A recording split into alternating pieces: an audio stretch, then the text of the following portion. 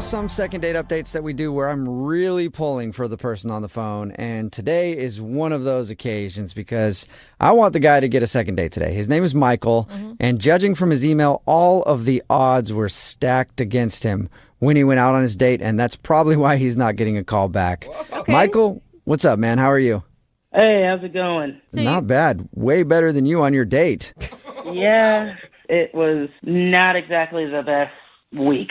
Okay, well, hey, Jubal just painted you as the underdog, and everybody roots for the underdog, so things are already looking up. Why don't you tell us about the girl that you want to call? What's her name? Her name is Alicia. Alicia? And where'd you meet Alicia?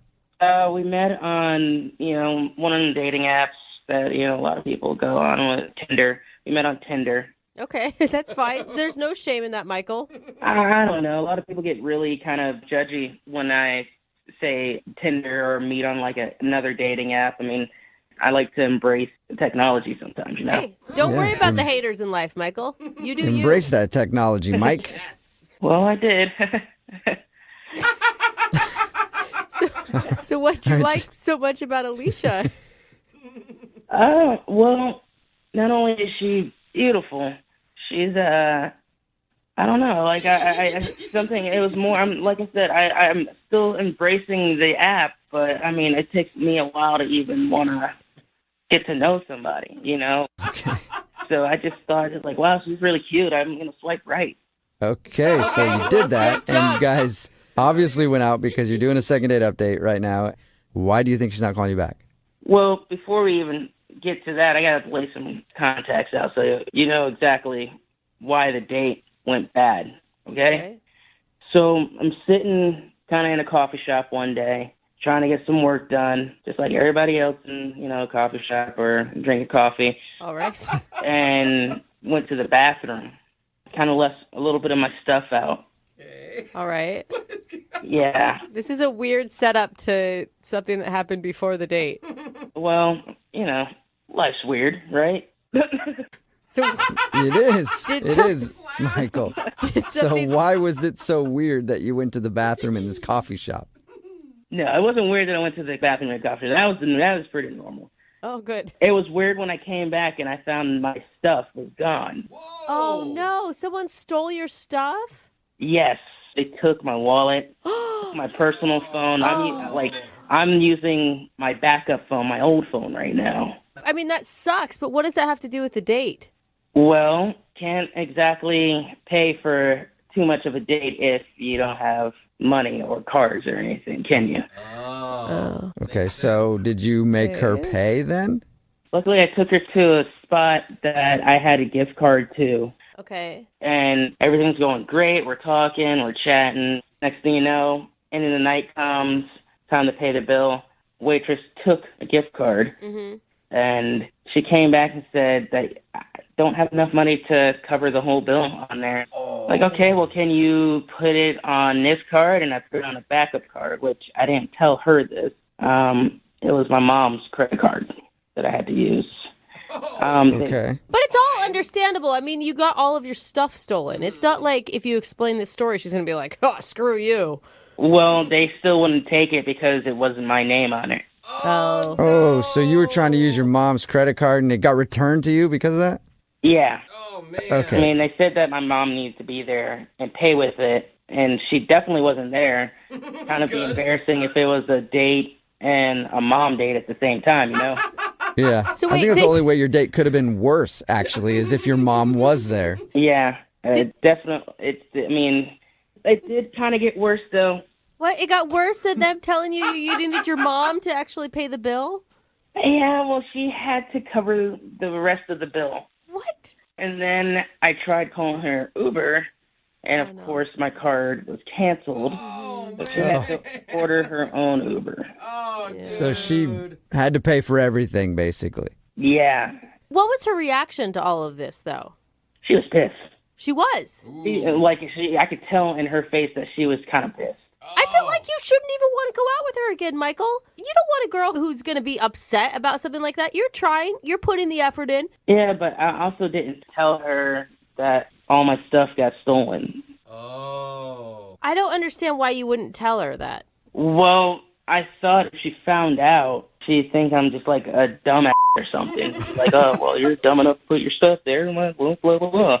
You know? Oh, yeah. So she Why? just thinks that you're just like a cheapskate trying to pay with gift cards that don't have enough money, and then your mom's credit card, and then Yeah, I mean, the only thing that's missing out of that is like, oh, yeah, I'm still living in my parents' basement. So, Wait, are you though? Are you still living in your parents' basement? no, that was a joke. Okay. all right. No, Michael, I didn't know where our boundaries were here.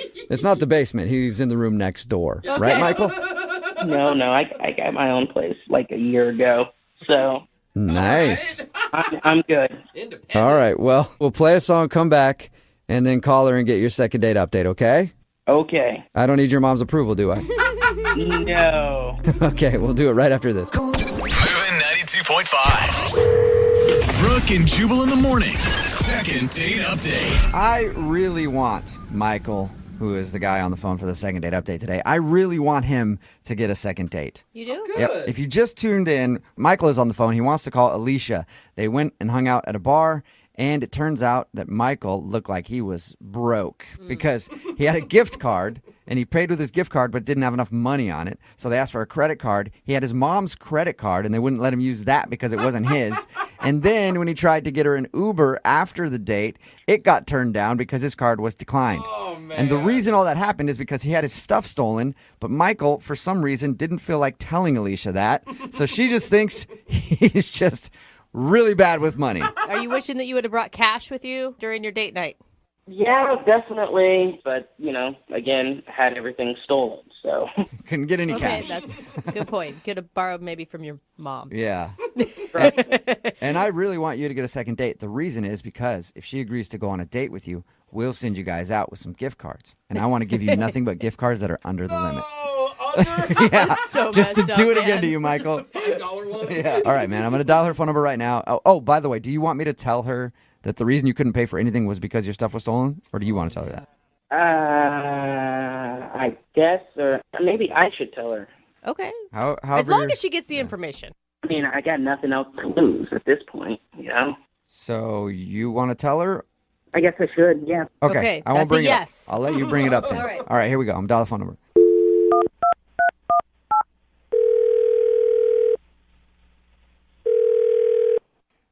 Hello? Hi, is this Alicia? Yes, this is she. Who's this? This is Jubal from Brooke and Jubal in the Morning. How are you? What was that last name? Brooke and Jubal in the Morning? That'd be a weird last It's a name. very long last name. What? My name is Jubal, and I host a radio show called Brooke and Jubal in the Morning. Brooke is here. Hi, Alicia. Jose is also here. Hey, what's up? Okay, so there's three of us on the phone right now, and it is a radio show, like I said. Okay. Hi. The reason I'm calling you is because one of our listeners actually emailed us saying that he'd like us to call you. That's odd. It is kind of odd. is. Everyone agrees with that. It's a segment we do on our show. It's called the Second Date Update. So you recently went out with a dude named Michael. Oh, great. Great. That wasn't great. Awesome. Yeah, and Ooh. Michael sent us an email because he's tried to reach out to you, but you're not getting back to him, and he wants to know what he did wrong. He's broke. Okay, that was blunt. We knew that, though. Like, You're upset that he couldn't pay for the date. Hold on. How do you know he didn't pay for the date? Oh, because we talked to him. He told us about your date, and he said that he had a gift card that wouldn't work, and then he tried to use his mom's credit card. That wouldn't work, and then he couldn't call you an I'm Uber. sorry, say that again? He uses what? He used his mom's credit card? Oh, that was his mom's credit card. Oh, you didn't know I that? didn't know that. I didn't know you didn't know that. Sorry. Oops. I knew that he used a credit card. I just assumed that it just declined. No. Yeah, no. I didn't mean to put him out there like that, Oh, but yeah, it's his no. mom's credit card. Now you're laughing harder at the situation. I mean, I thought he was broke, but I didn't know he was borrowing your mom's credit card kind of broke. Yeah. It's a different level. Was that just a big turnoff to you? Completely. I've dated tons of guys that have a lot of money, all right? I've also been on the flip side and dated guys that have not that much money at all. Aren't they the worst? You know? They're terrible, aren't they, Alicia? But what's wrong with dating poor guys? Let me say this. Right now, for me, in my life, I cannot date anyone that is living check to check. I mean, how can you go on a date and not have any money to pay for it? Well, what if he had a good reason for that, though? A good reason to have zero money? That's not the type of guy I need in my life and I want to go on a date with. But don't you think it's like, I don't know, we're modern era. Women should make their own money. I do make my own money, but you're not going to ask me on a date. I show up, and you have all this fun, and we keep doing more and more, and you can't pay for anything at all? Okay. Yeah, I mean, I guess it's like I make my own money, but I would also like to be with someone else who makes their own money. Yeah. Then we can both have our own money together. That's exactly what I'm talking about. That's what I need. But I don't blame him for not having any money. I just don't want to date a guy like that right now. Okay, well, but what if he... Wait, Alicia, I do have money. Wait, what was that? Oh, that's Michael, who couldn't wait until we called him onto the phone, Michael. Hi. Oh my God, Michael! The Michael I went on a date with? Yeah, he was actually on the other line listening and wants to talk to you. What? Yes, Alicia, I'm sorry. I did call these people, but I had that night. I just had a bad situation. I was trying to contact you to tell you, but you weren't picking up at all. You weren't doing anything. You just ignored me the whole time. Michael, you were trying to pay with your mom's credit card. Well, you didn't know that it was my mom's credit card. You're just finding out today. So That still doesn't matter. I couldn't even get an Uber home. well, let me explain at least. All right. There's nothing to explain. You took me on a date and didn't have any money. The reason why I didn't have any money is because all my stuff got stolen right before the date. I was at a coffee shop, left my stuff out, somebody stole it, and I turn around for like 2 seconds, and the next thing you know, everything's gone. I don't believe him. What? You know, I don't What do you believe mean you you. don't believe him, Alicia? Really? All your stuff gets stolen right before the date, and then you still got on a date? I do have money. Matter of fact, I'm going to have some really soon, as soon as my mom dies. What? What? Oh. What did you say, Michael? I said I'm going to have a lot more money as soon as my mom dies. I mean, You're going to have money when your mom dies? What are you talking about? Is she sick? I mean, no, she's fine. She's really fine. What? Just, eventually I'm going to have money. She collects antiques. What is wrong with you? What is exactly, Alicia? What is wrong with you, Michael? Your financial status is dependent on whether your mom lives or dies. Oh my God. I mean, there's no weather to it. I mean, she's eventually going to die. We're all going to die. Oh my gosh! I mean, I'm just saying when she dies, I'm going to inherit, her antiques, and I'm just going to sell them off. Wow. You've got some serious issues. I mean, I'm not saying I want her to die. God forbid she dies anytime soon. I'm just saying eventually she's going to die, and I'll have money. And Eventually, I'm going to come up on some antiques, Alicia, and then you can have some of that antique mommy death money. Oh my God. So gross, dude. And Michael, you are broke. That's what broke people say. Your mom's money is not your money. I mean, not yet, but in 20 years, I'm going to be rich, and you're going to sit there regretting that you didn't give me a second chance. Yeah, Alicia, you hear that? You're going to regret it. So, would you like to go out with Michael again Oh my for a God. second date? We will pay for it. Absolutely not. We will pay for it. He'll pay for it. We'll pay for it for now until he gets that antique That cash. antique money. Yeah. God. No, I'll pass. I'm good. Yeah. Are you sure? You Oh my could be the gosh. queen of Michael's antique kingdom. No, thank you. I think someone else could be that lucky woman. You Not know us. what, Alicia? I gotta applaud your ability to read red flags. I didn't see him coming. You did. What are you talking about, red flag? My stuff was stolen. Look, Michael, I know you're having a rough time, and I feel for you, and I'm not having a rough time. I'm just having a bad week. But life is about to get really good really soon. Really soon? I thought you said... yeah. What do you mean really soon? I just mean that, further down the line, my mom's gonna pass away, and Hey, well, but you said really soon. Like, you're not planning anything, are you? It sounded ominous. no, man, I love my mom, but I know she's not gonna live forever. Okay. All right. All right. Well, Someone call his mother Yeah. right now. we're going to send the welfare check out on your mom. And you guys, thank you very much for your time. Brooke and Jubal in the morning. I'm going to text in at 78592. It says, save that second date update. You might need it in court.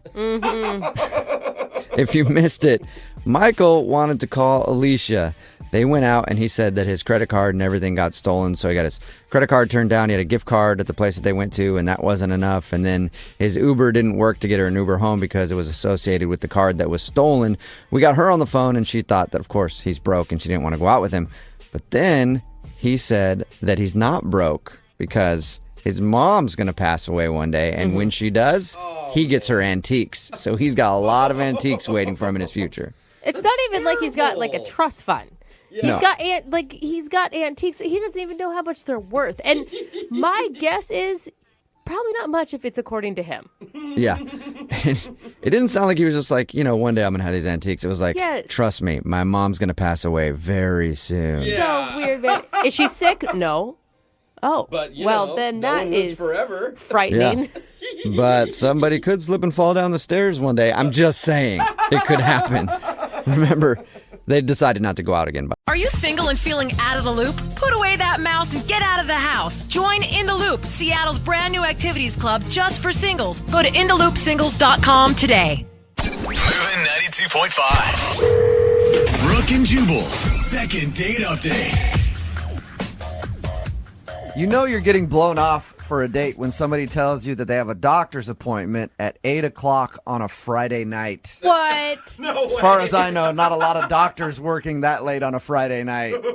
That's what happened to Matt, who is on the phone right now and wants to do a second date update. He wants to call a girl named Claire. Apparently, Claire is really bad at blowing guys off. Yeah. Because he asked her out after their date, and that was one of her excuses that she used. Apparently, she's used a bunch of excuses, and he's wondering why she just keeps blowing him off. What's up, Matt? How are you?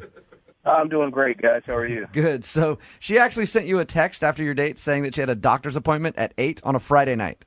Yeah, twice actually. She did that 2 different weekends. Because I waited a couple days. I didn't want to, come off desperate or anything. I wanted to play it cool. So I texted her and I was like, "You want to grab some drinks tonight or something?" This was earlier in the day. And she's like, "Oh, I have a doctor's appointment tonight." How do you even Do you think that respond to that? Like, Yeah, what did you say back? I mean, I wasn't going to try to pester her because I kind of took a little bit of a hint. I gave her the benefit of the doubt. I was like, "Okay, well, let me know afterwards. Hit me up, and maybe we can do something." Part of you wanted to text her back and be like, "It's Friday night at 8 o'clock. Do you really have a doctor's appointment?" Absolutely. I wanted to call her out on it, but at the same time, I'd feel bad if she did have some kind of random doctor's appointment, and then I, called her a liar, and then Yeah. It's one of those where you just bite your tongue. You're like, "Oh, my God."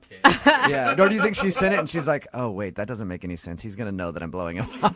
I don't know how lady doctors work. I mean, maybe lady doctors are open. No, Open no. You're not getting pap smears on a Friday night. It's not what we do. No. There's no, happy hour, late night happy hour for those things. Yeah. What was the other excuse that she used on you? I texted her a second time. It wasn't as late. I figured, maybe she wanted to do like a happy hour or something like that. And what'd she say back? Actually, I was surprised because that one was a dentist appointment. Oh, please. She needs to get more creative is the problem. You sure you want to call this girl and try to get a second date? I mean, I think more I want closure. I want to know what happened because we hit it off really well. She's gorgeous. I don't usually do blind dates, but the one time that I did it, it worked out really well. I thought we had a lot in common. So this was a date that was set up by somebody? Yeah, our friends, we have some mutual friends, and they kept pestering me over a couple of weeks, and finally they showed me a picture of her on Facebook, and I was like, "Oh, absolutely." Okay. Do you think that she was maybe disappointed when she saw you? If she was, she didn't act like it. I mean, maybe she's really nice. I mean, I don't think I'm that much of a disappointment to look at, but it seemed like she really enjoyed herself. So everything on your date seemed cool. What did you guys do? It was just a first date kind of thing where we just went out to a bar and had a couple drinks, and we ended up just talking for at least 2-3 hours. What? Nice. That's Okay, a that's long good. time. I mean, if she didn't like you initially, I wouldn't stay around that long. And I'm pretty good at reading people, so I mean, either she's a really good actress or if she was having a good time. But I mean, it felt like things were really clicking. Was there anything weird that happened during your date? Not that I'm aware of. I mean, there was a couple of times, she went to the bathroom, just like once or twice. But then after you're having drinks, someone goes to the restroom. Yeah, that's fine. Yeah. Unless she's a cokehead and she's just doing all kinds of drugs in the bathroom. Sounds to me like she's doing drugs in the bathroom during your date, Matt. I never actually thought about that. Well, you got to think about it more often. Whenever I'm out on a date, as soon as she goes to the bathroom, I know exactly what's going on in there. I'm tired of going out with all these druggies. All right, so you still want to call this girl, even though she's blatantly blowing you off? Oh, absolutely. She's really one of the prettiest girls that I've ever went on a date with. Like, just really beautiful. Absolutely my type. And the stuff that you look for in common with someone, those things that we had together, it was just something that we could build on. Did you give her a kiss at the end of the night? No, we just hugged and, went on about our way. Okay.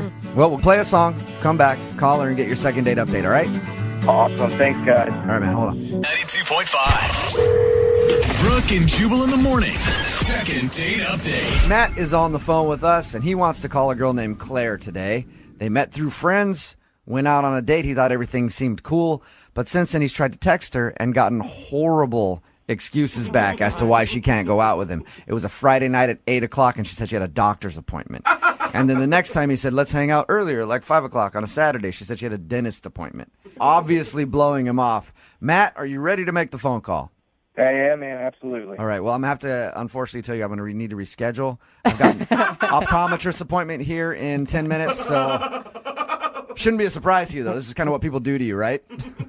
Yeah, absolutely, yeah. Have you ever been this blatantly blown off before? Never. No, that's what's bugging me so much. Yeah. I can see your point, because I would be like, I just want to know why. Yeah. Why do you feel the need to pretend with a doctor's appointment at 8 o'clock on a Friday night?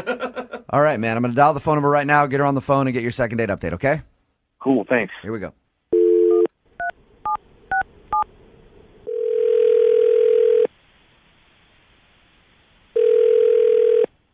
Hello? Hi, can I speak to Claire, please? Yeah, this is Claire.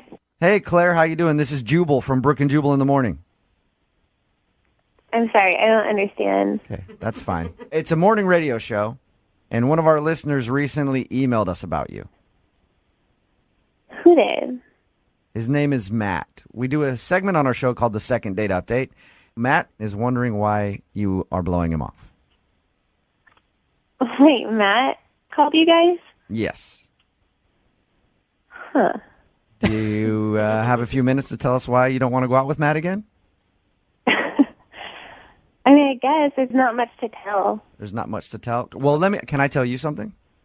Sure. We talked to Matt about your date, and we talked to him about everything after the date, and Matt thinks that you're a liar.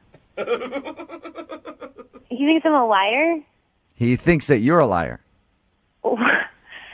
Okay, why?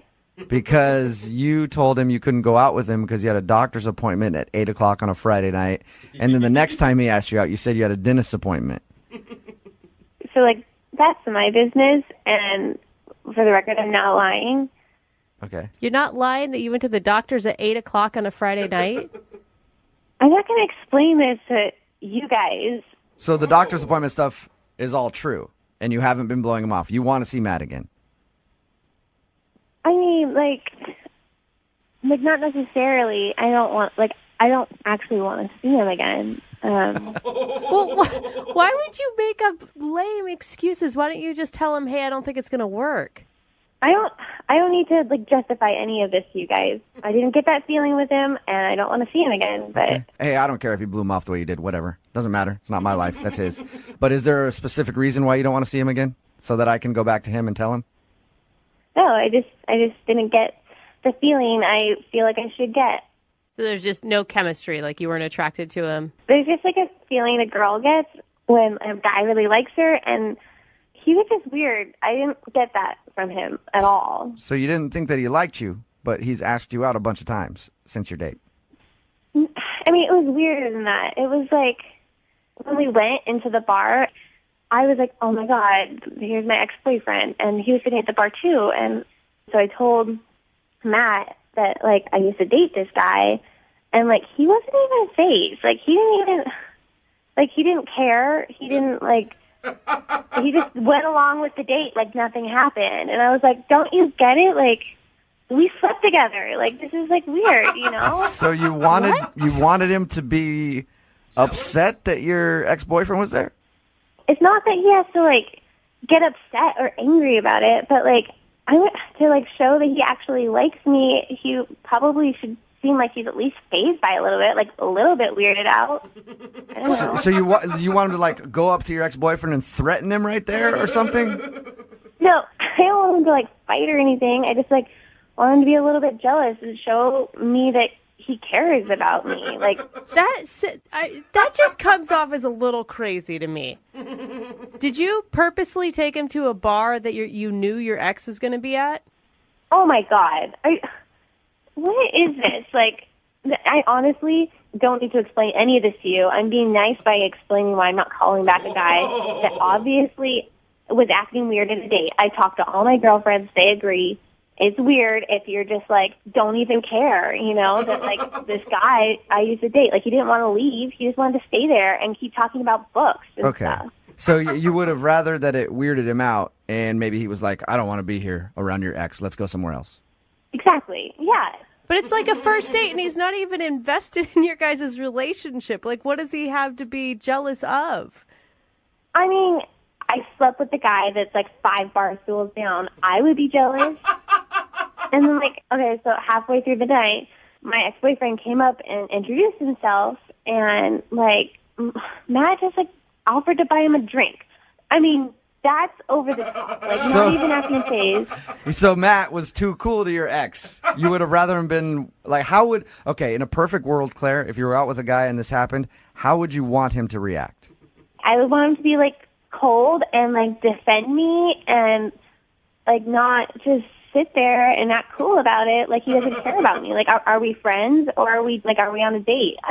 I couldn't tell. I really couldn't tell. Oh, my gosh, Claire. All right, so you like a guy who gets a little jealous, and Matt is obviously not that guy.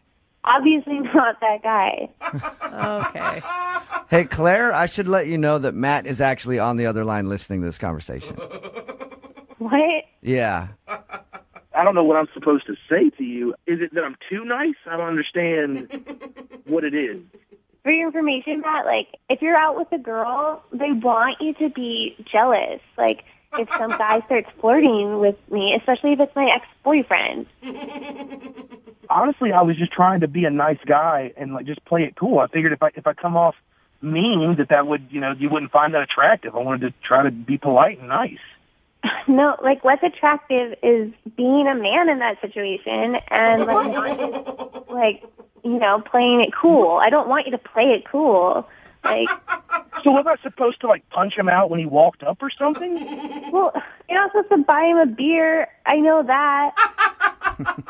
It wasn't like you had any kind of look on your face like you were mad that he was there. So I just figured you guys were, still at least friends or close. I'm not the jealous type. I've got friends in my life that I dated a long time ago.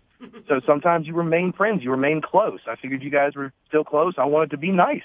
Of course, I was playing it cool. That's what I'm supposed to do in that situation. Your role is to, like, stick up for me no matter what look I have on my face. Oh, my gosh. I'm really confused right now. I really do not understand women at all. Yeah, obviously you don't understand women. Obviously, oh Matt. my gosh, Claire. That is not how all women think. It's how I think, and it's how most of my girlfriends think. So, like, I have no idea what you're talking about. Dude, you're going to end up with, like, some control freak, jealous, roid rage dude if that's the type of parameters you're putting on your dates. Don't judge me about who I want to date. You're the one who called me. Yeah, Brooke, back off. Back off. I'm sticking up for Claire right now. Claire, I got your back, all right? I'm sticking up for you like a good man should do, Oh, Claire. wow. Finally, a real man is doing something. See? Oh, God. There you go, Claire. And if you and I were out on a date and your ex-boyfriend was there, he's not getting a beer from me. Good. I mean, at least somebody understands. Yeah, I'm glad we see eye to eye here. Matt, would you even like to go out on a second date with Claire? I mean, knowing what I know now, absolutely not. She's obviously got some kind of point of view of what the roles of men and women are. I mean, so if she wants to... Okay. It's not that I want some macho guy. I just want a guy that has, like, balls, Oh, my gosh. You know what? Looking for the perfect birthday or anniversary gift or a special date night? Well, then you need Zodart, Seattle's only exotic car rental company. Visit Zodart.com to book an exotic special car for that very special day. Moving 92.5. 103.5. Brooke and Jubal's second date update.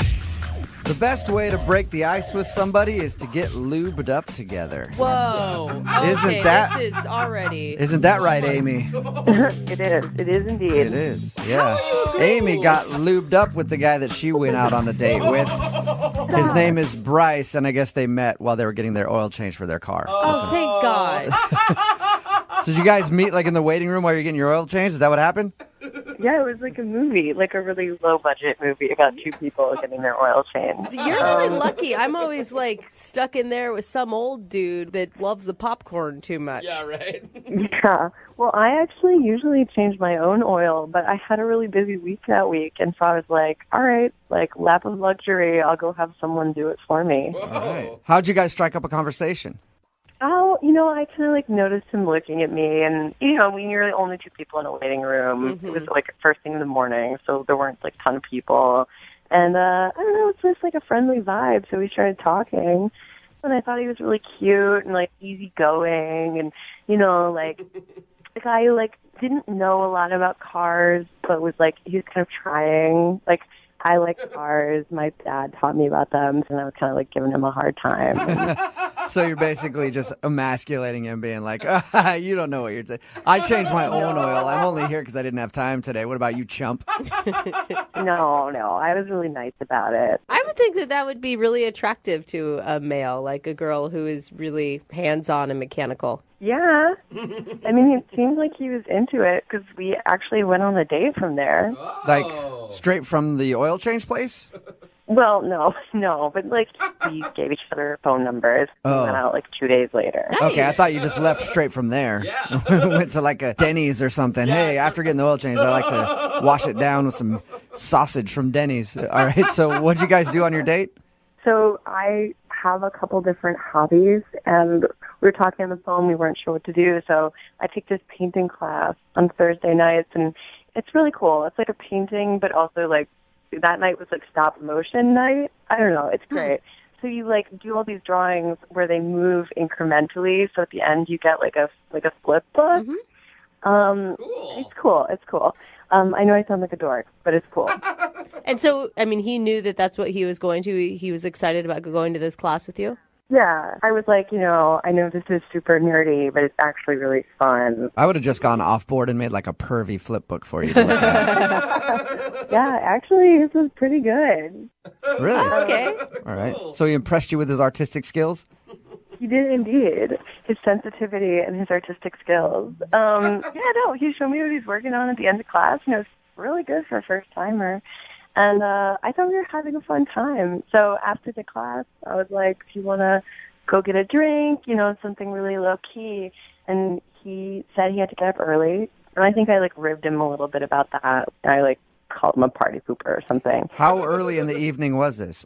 It was 9 p.m. It was borderline. So That's pretty late for a weeknight, I feel like. I don't think so. I think 9 p.m. is early for a weeknight. Yeah, because you sleep 2 hours a night. You Yeah. are not one that gets to judge how much sleep people actually need. But we get up to do a morning show. Like if you're getting up at 8, 9 in the morning to go to work, 9 o'clock is not necessary. That's kind of turning in early. I would think. Maybe not.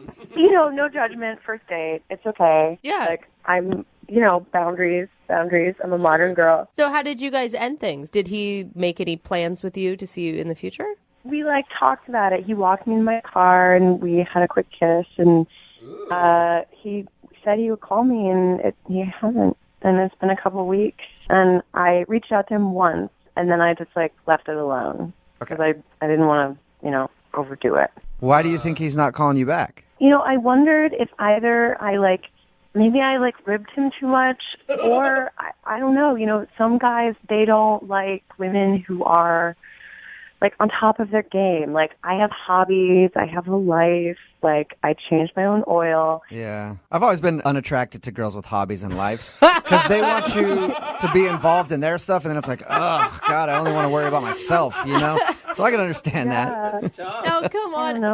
I mean, if that was the case, you wouldn't want to go out with him again. No, and I don't think that's the case. And I just really liked him, and I thought maybe it's a little weird to have a radio station call somebody, but you guys are so cool, and I listen all the time, and I just thought, hey, it's worth it. Like, if it doesn't work out, that's okay. But I am curious. Well, we'll play a song, come back, call him, and get your second date update, all right? All right, cool. Thanks, guys. You're welcome. Hang on. Moving 92.5. Brooke and Jubal in the mornings. Second date update. Amy, are you a know-it-all? No, why? Okay, because I think that might be your problem. If you're just tuning in for the second date update, Amy met this guy named Bryce. They were getting their oil changed. And she pointed out when we were talking to her about that she normally likes to change her own oil. Mm-hmm. And then the two of them went out to like a painting thing that they were doing at a bar. And then she talked about his art and said, he actually did a really good job. Are you a one-upper, Amy? I don't think so. Okay, all right. You sound a little bit like a one-upper to me. Like we're going to get him on the phone for the second date update, and he's going to answer, and you're just going to come on and be like, my cell phone reception is better than yours. No. You're not going to do that, are you? No, I promise I won't do that. Okay. You're kind of self-conscious, though, thinking about how your date went now, aren't you? Right? Yeah, you guys, I'm freaking out. Again, Amy went out with this dude. He hasn't called her in a couple weeks. She's tried reaching out to him, and he hasn't responded at all. So we're about to get him on the phone and find out why. Is there anything else going through your mind that could be a possible reason why he's not calling you back? No, I'm really nervous now, though. Yeah, well, I'm more nervous than you are. Oh, you're one-upping her. I see what you're doing. All right, I'm going to That dial was a one-upper. I'm going to dial this phone number right now, okay? Okay. Here we go.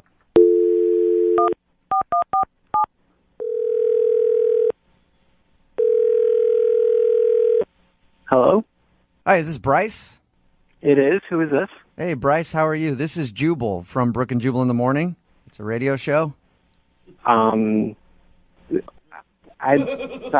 don't get calls from radio shows very often. Yeah, I know it could be kind of weird. Listen, I'm calling you because one of our listeners actually sent us an email about you and asked if we could track you down. You have any idea who I could be talking about?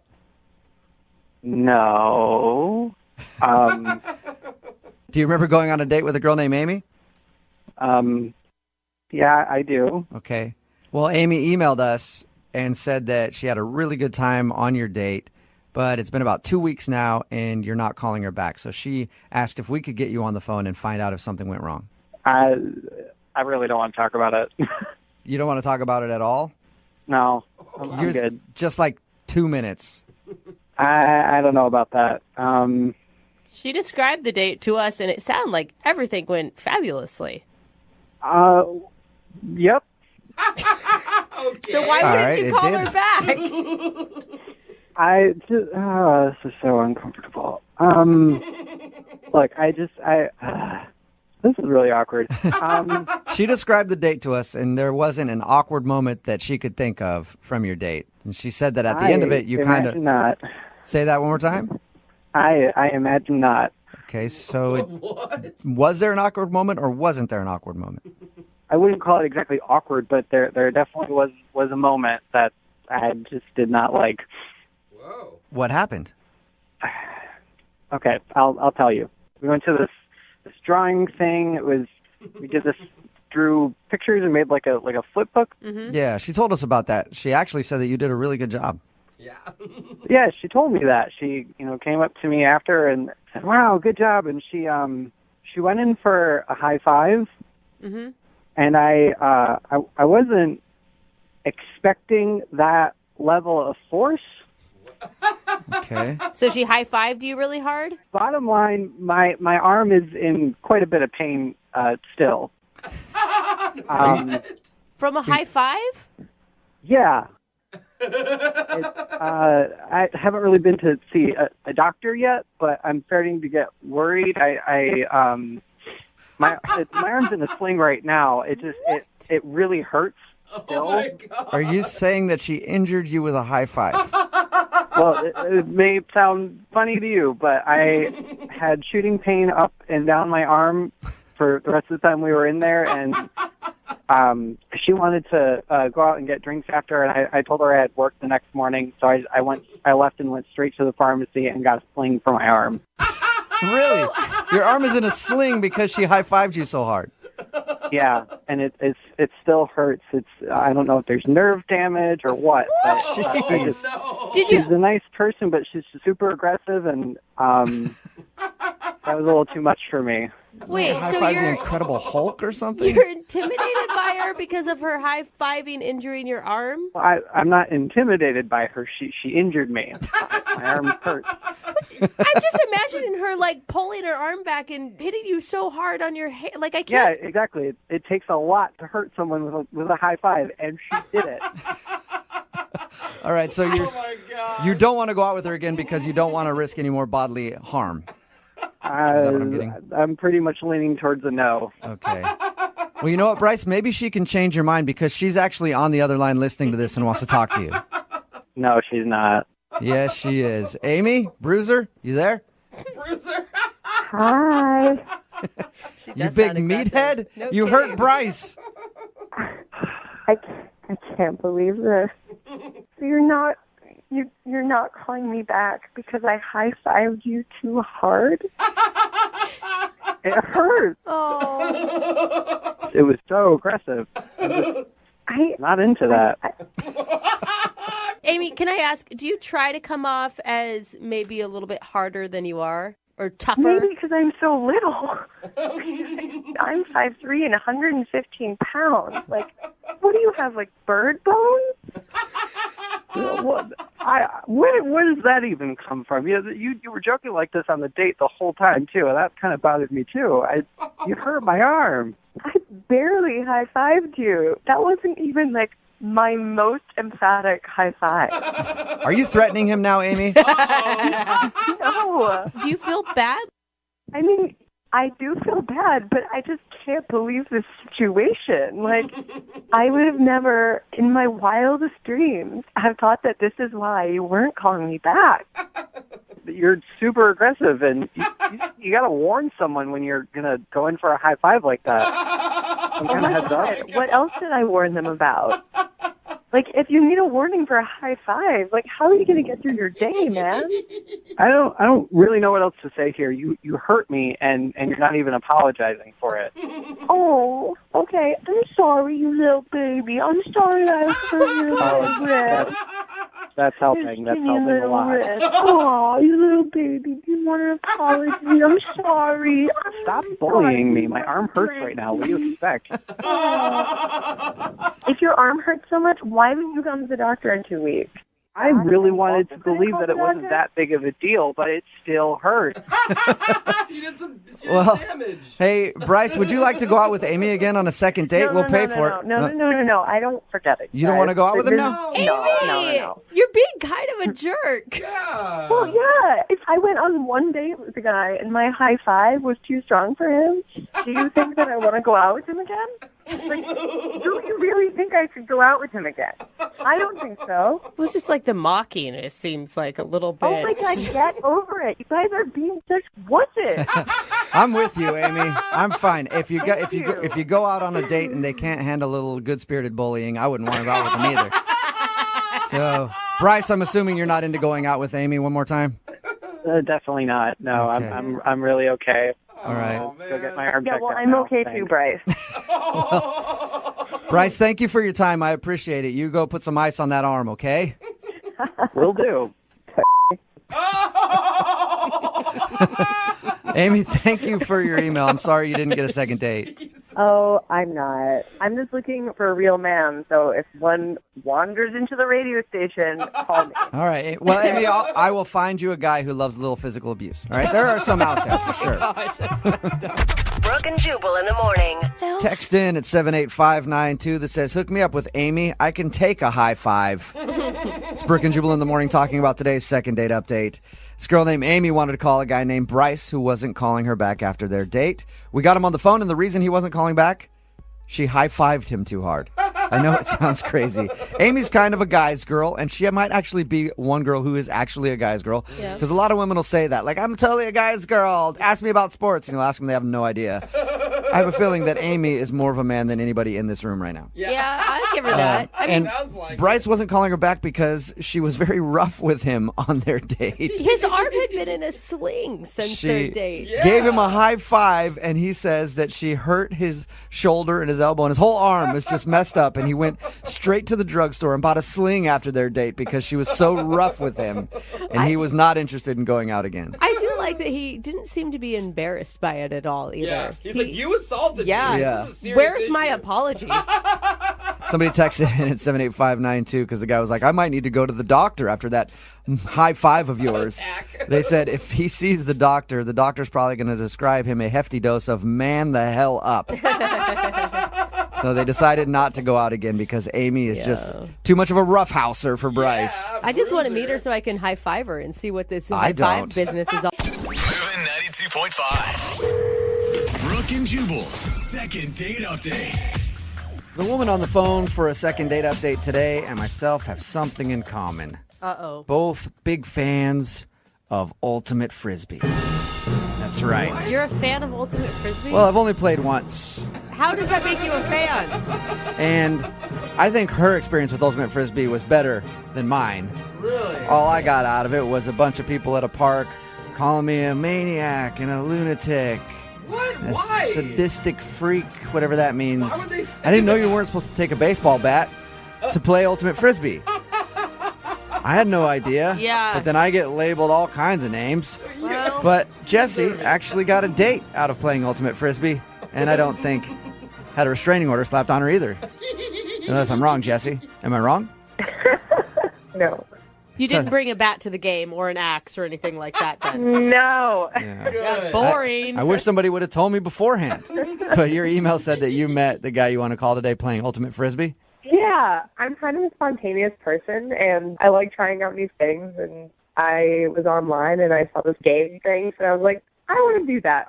I've never played before. Was it a singles, like, meetup type thing?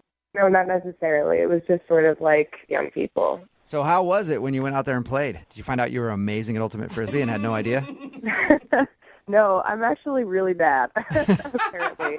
But there was this one guy who was really good. Like, probably had been playing with that group of people for a long time. And And I know that's what really turns ladies on, is a guy who can handle a Frisbee. It's actually not. Right? It's not too far from a lie. Really? no, it was actually really nice because, you have to have a certain grace, Yeah. Whoa. Yeah. Any athletic man on a field that is good is sexy. Okay. Yeah, no, it was really sexy. So I was trying to get his attention a little bit, and so during a break, I was like standing by him, and he like offered me some of his Gatorade. He was like, "Here, it looks like you could use some of this." See, You look thirsty. offered you some Gatorade, huh? Yeah, he offered me some. It was blue, Wait a minute, though. Yeah. I mean, if you're sharing out of the same bottle, that means he doesn't think you're gross. Right. That's why I was excited, because I was like, okay, so breaking the ice, sharing Gatorade, you Yeah. know. Already like you guys kissed. Yeah, right. Next step, swap and spit. Yeah. I don't know. He was just like super straightforward and like immediately was joking with me at my expense, and I don't know. I like that. Give it to me, and or That's another thing that I've heard Yeah. women like. Another attribute that dudes have if they're able to do that. Man. I've heard it's a big deal for ladies. So, did you ask him out or did he ask you out? he asked me out. Wow. Oh, nice. Yeah, and which was great. We had a couple of drinks, had a nice meal, but I was a little annoyed because there were a lot of like kids there, and they were being really loud and just annoying, like they were like running all over the place. Yeah. And At a fancy restaurant, they were? it wasn't a fancy restaurant, but it was a, it was a decent restaurant, and I don't know, they were just so loud. And so I said to him, I was like, kids are annoying. Like, I don't know how people do it. And then he was just like, oh, I have a kid. Oh, Yeah. that was good. What I meant was every kid except for yours is annoying. Wow. How'd so you backpedal on that? Yeah, well, no, I was like, no, just these kids. I'm sure your kid is great. It was really awkward, and I didn't know what to say. And he was really nice about it. He, like, joked with me. It was just like, no, I get it. Like, I have a kid. He's annoying. Like, I get it. But So wait, he though. agreed with you. I mean, he just dropped on you that he had a kid. How did you feel about that? I mean, it's weird, but I don't know. Like I said, I like to try new things. So why not parenting? Yeah. Being a mom, whatever, step parenting. You know, I mean, I haven't dated a guy with a kid before, so why not, right? So how did everything end with him? Well, I thought things were going smoothly, and then he took me home, kissed me on the cheek, which, you know, is nice. I was hoping for a little bit more, but it was nice. Yeah, especially from an ultimate Frisbee player. Those guys are badasses. They're usually not going for a kiss on the cheek at the end of the night, you know? So do you think it's a kid thing that is the reason?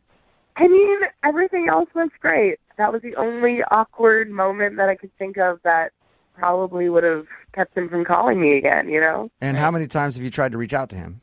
I sent him like a text a few days after and no reply. Yeah, so just once. But I really want to see him again. I really enjoyed our date. Okay. Well, we'll play a song, come back, call him, and get your second date update, all right? Okay. Okay, hang on.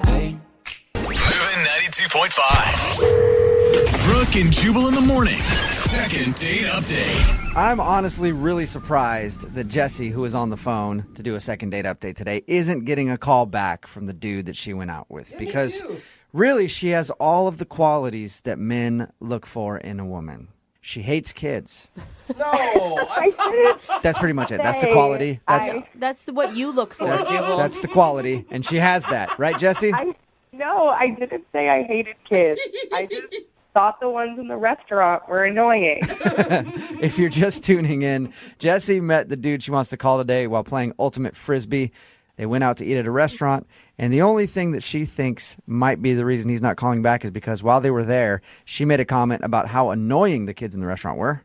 And that's when he said, "Oh, I have a kid." And Yeah. I guess it was a little awkward after that, but they got back to normal, and she ended with a kiss on the cheek, but hasn't heard anything since. Yep, that's pretty much it. And the thing is, you never really came back from that, and you never told him, like, no, I actually like kids. I could see myself being with someone with a kid. Is that what you want to tell him now if we get him on the phone? It sounds a little desperate saying that, doesn't it? Like, I don't know. wanted to get away from the awkward moment. Maybe you just address that it was a joke and move on instead of being like, no, I promise I want to be a mom.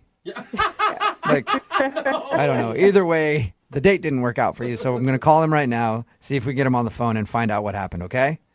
Okay. All right, here we go.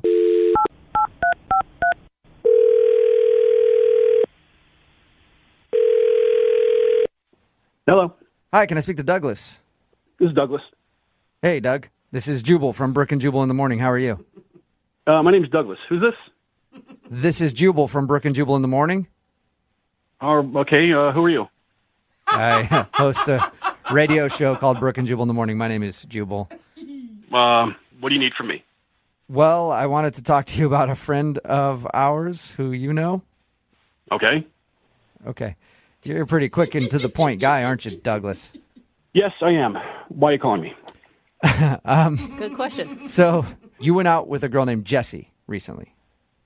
Yeah. Yeah. Did you like Jessie? What business is that of yours? Well, it's our business because she emailed us to see if we could talk to you and find out if you didn't like her. I didn't hate her. Whoa. I just didn't feel it working. Okay. Can you tell us why?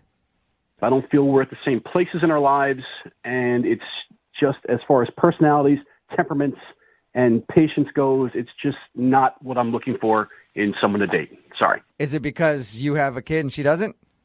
How do you know that? Well, she told us a little bit about your date and said she thinks that's the reason you don't want to go out with her again. It's just like a millennial, so you can't deal with it yourself. Wait, what? You just, like, put down a whole generation of people there? Well, I'm not saying that every millennial is one of those things and behaves that way, but when I see a duck, I call it a duck. It's a good way to be. So you thought she was a millennial duck. No, Jubal. Well, after having to listen to a 5-minute tirade that someone didn't tag her in a Facebook post, yeah, kind of. What? Okay, wait. Whoa. I want to know about the tirade, but I'm really curious. Are you a 65-year-old man? I'm a 30-year-old man with 2 kids with sole custody. I got a lot to do. Okay. I'm very busy. I just don't have time to screw around anymore. Okay, and by her complaining about a Facebook post, you think she has time to screw around, and you don't? It's not just that.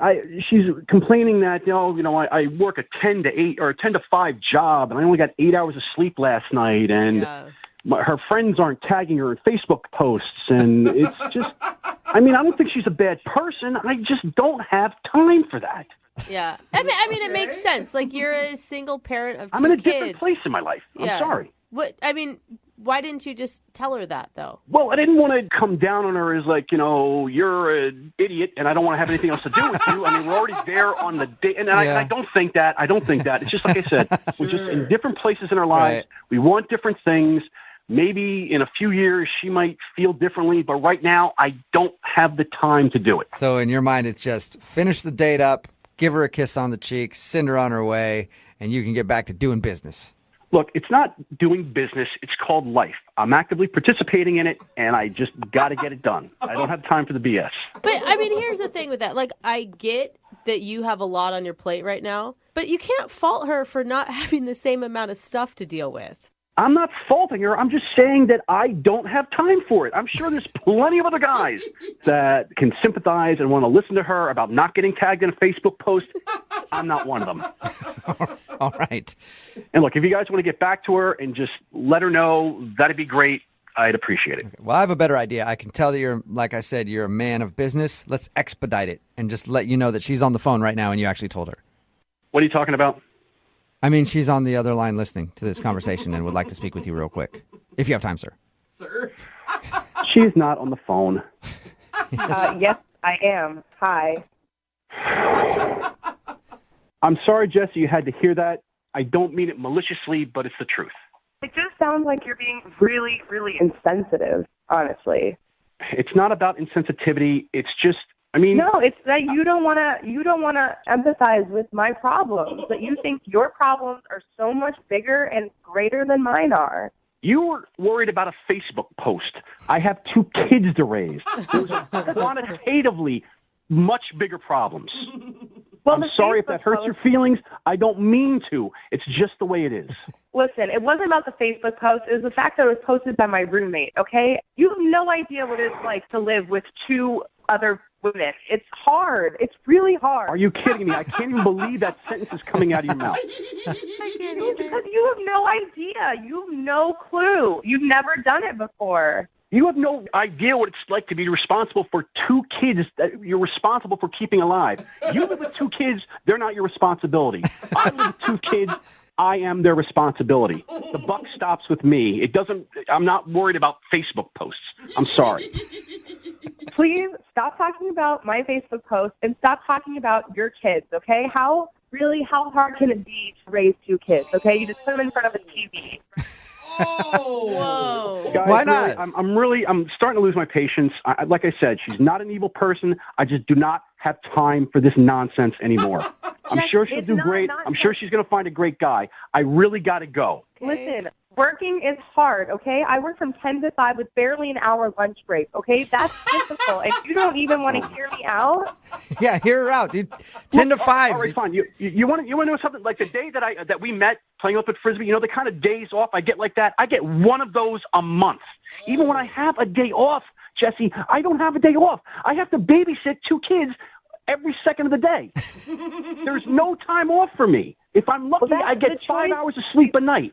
That is the choice you made, okay? If you have 2 kids, that's your choice. You're going to be a father, okay? You can't blame me if I want to get more than 8 hours of sleep tonight. Jesse, I'm not blaming you. I just don't want to date you. Jesse, I think that you should probably just quit while you're ahead because he is being way nicer than I expected him to be to you. I don't think so. I'd like to hear more from him. Yeah. As a matter of fact, I think you guys would be a great couple. Oh, really? Yeah. Douglas, would you like to go out with Jesse on another date? We will pay for it. Come on, guys, please. Please get you a second date? Yeah, I don't think that's Am I reading into it wrong, Douglas? Look, I appreciate that you're having a lot of fun on the radio, but I really got stuff to do. I'm sorry Jesse and I didn't get along. I'm sorry you guys couldn't put us back together for a date. Everything will be fine. The sun's coming up tomorrow. Nobody's going to die. But I have to go get my kids ready for school. Please, may I go? All right. Yep. Well, we'll let you go, Douglas. Thank you. Thank you. Bye.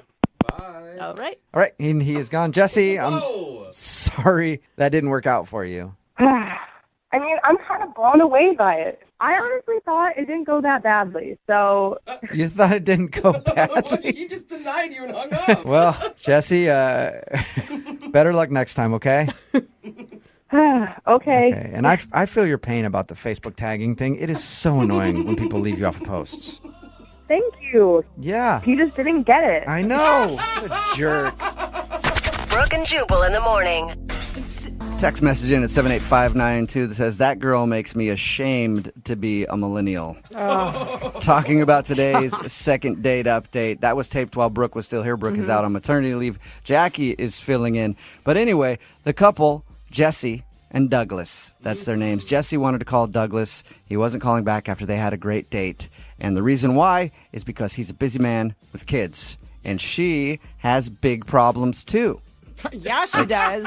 She was really upset that her roommates didn't tag her in a Facebook post. That gets me so riled up. And she was also complaining about having to work from 10 to 5 with only an hour lunch break. Oh, my God. Where does she work that they demand that of her? I know. That is ridiculous. I'm sure she could call somebody. That's got to be illegal. I mean, then she's going to get to the gym late, and then the bachelor's on late. I mean, there's so much going on in her life. Those are such easy work hours. I know. And the guy was kind of a jerk about it. You know, like, we're in two different places in life. I'm busy. I got kids, and she doesn't understand the pressures. He's a little barky about it. Yeah, he was. He was a little angry about it, but almost everybody texting in at 78592 is taking his side just because of the trivial stuff that she complained about. But seriously, your roommates not tagging you in a Facebook post? I mean, you live with them. It's so easy. I think that's in the Constitution. Yeah, Like, seriously. You have to do that. And then a lot of parents are mad at her because she used the line, well, you have kids, just put them in front of the TV or whatever, right? Super easy. Don't even say that. Then again, none of us do that. Moving 92.5. Brooke and Jubal's second date update. The girl on the phone for today's second date update met the dude that she wants to call in one of the scariest places ever. A bookstore. I thought you were going to say like a funeral home or No, something. bookstore. Who goes into those places these days? I do. Whew, they scare me. They creep me out. Anyway, my God. Diana, how are you? I'm good. How are you? Good. So you said you met the guy at a bookstore? I went to a book signing for a cookbook because I really like this chef because he's paleo, and I'm really into that right now. Paleo, is he kind of like a douchey gym dude? No, that's what was so weird. That's just what I'm figuring. Like, all I had today was bacon. Like, I woke up and I ate like bacon, then I washed my mouth with bacon mouthwash, and then I had a bacon sandwich before I hit the door. Paleo. Remember, she may be a douchey gym girl, so I don't know that I trust your opinion on that one. I'm not. I have to be gluten-free, so I'd rather just be paleo because it's way more interesting than gluten-free crappy bread. Okay. So you met him at this book signing for this paleo cookbook. Yes. Okay. And so we were talking in line, and his name is Mike, and when we left, he asked me for my number, and I was like, okay, sure, why not? And so he called me, like, the next day, and he was like, hey, can we make dinner plans? And I said, sure. Way to go, Mike, calling the next day and everything. I know, that never happens, right? Yeah. And so he asked me to take me out to dinner, and I actually even let him pick me up at my apartment, which hardly ever happens, right? Yeah. This is You like usually don't want somebody to know where you live if you've only met them, like, for a brief moment in time. Yeah, but it's a dude from a bookstore. How bad can it be? And I love my initial reaction is like, that's so romantic. And Jubal's is, you're going to get yourself killed. Yeah. Not safe. See, I agree with Jubal because that's how I normally am. Usually the first time you meet somebody, you meet out somewhere so that you're not in the same predicament. Yeah, we trust no one. I know. You get me, Brooke. You get me. So how did it go? How'd dinner go? So he picked me up, and we started talking in the car on the way to dinner, and I said something, I guess this was stupid to say. I don't know. Like, I said, this is the first time I've been with a guy in a long time. Ooh. And did he suddenly start smiling like, all right? Why did we even bother with dinner? Yeah, we're doing that. No, I meant to say, like, out with a guy, not, like, with a guy. Like, I don't know. Like, now that I hear myself saying it, I'm like, oh, yeah, that might have been bad, you know? Like, he might have, who knows what he was thinking about that. He's like, wow, she doesn't even know how the birds and the bees work. So, what is he thinking? Like I was a lesbian and now I'm out with a guy? Or Did he address it, or did it seem to just kind of go away? No, he didn't really say anything. He was just smiling. So I was just really happy when we got to the restaurant. And was dinner good, or did you make some more mistakes? Like, oh, this is the first time I've ever been with a carrot. I mean, had a carrot. It's so disturbing. I mean, had a carrot. I'm ate a carrot at dinner. Did any more of that kind of stuff happen? No. Oh, good. No, dinner was great. We were laughing. We were talking. You know, everything was fine. And we were having a great time. I thought so. And then at one point, something just happened. Like, out of nowhere, his mood just changed. Changed how? He just wasn't laughing. He just became, like, stoic looking all of a sudden. Really? Whoa. Did you say something offensive? I don't think so. I think at that point we were just talking about bacon, actually, of all things. Well, I'm offended. It's so funny that you said that earlier. He's a vegetarian. That's what happened. Screwed everything up. Yeah. So really, just out of the blue, his whole demeanor changed. Yeah, he just got really quiet, wasn't making eye contact with me anymore. He wasn't smiling. He started looking at his phone a lot. And how was everything at the end of the night? Was he the same way, or did it pick back up? Well, I mean, when he kept looking at his phone, I just asked him, I was like, we can go if you want to go. Yeah. Okay. What did he say? And he's like, yeah, that's great. And so... That's not good. What did you do, Diana? I don't know. I really was. That's why I need your help. But I don't know what I did. Did you ever ask him, like, what's going on? Are you okay? Or... I mean, I did ask him. I was like, is everything okay? Are you feeling okay? And he was like, yeah, I'm fine. And just, it was so cold. It was completely different than, like, the rest of the evening. Wow. Yeah. Sounds like you guys had a really not awkward drive home. I mean, but he opened the car door for me and, like, gave me a hug and said goodnight and walked back to his car. So you at least got a hug. Judging by your story, I was going to guess that he just kicked you out going like 60. Tuck and roll. Yeah. All right. See you later, lady. That was a fun date. And you haven't heard anything from him since? No. Sounds like you didn't hear anything from him like halfway through your date. But... Yeah. Right? All right. Well, we'll play a song, come back, call him, and get your second date update, all right? Thank you. Yep. Hang on. Moving 92.5. Brooke and Jubal in the mornings. Second date update. It's always really confusing when you're talking to somebody and everything's going well, and then all of a sudden the mood changes. Yeah, I was in this conversation with my dad the other day, this deep conversation. Everything's cool, and then I slowly reached across and tweaked his nipple. What? It's your dad, and then dude. His whole demeanor just changed. For me, perfectly normal. But for him, apparently that was weird. And then he didn't want to talk to me for the rest of the day. God. Whatever. Most dads love nipple tweaking. Same kind of thing happened to Diana, who's on the phone for a second date update right now. She went out with a guy named Mike. They were having a great time.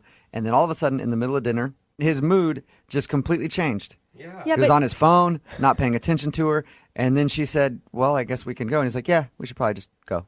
And then he dropped her off at her house, and he hasn't been heard from since. So we're about to call him and find out what went wrong.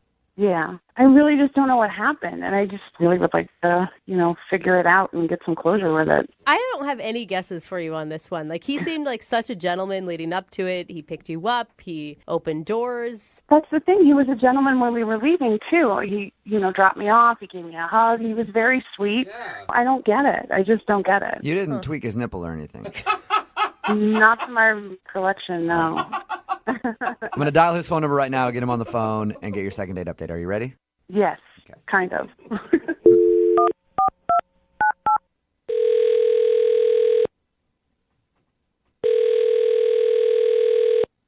Hello? Hi, can I speak to Mike, please? Yeah, this is him. Hey, Mike, how are you? This is Jubal from Brooke and Jubal in the Morning.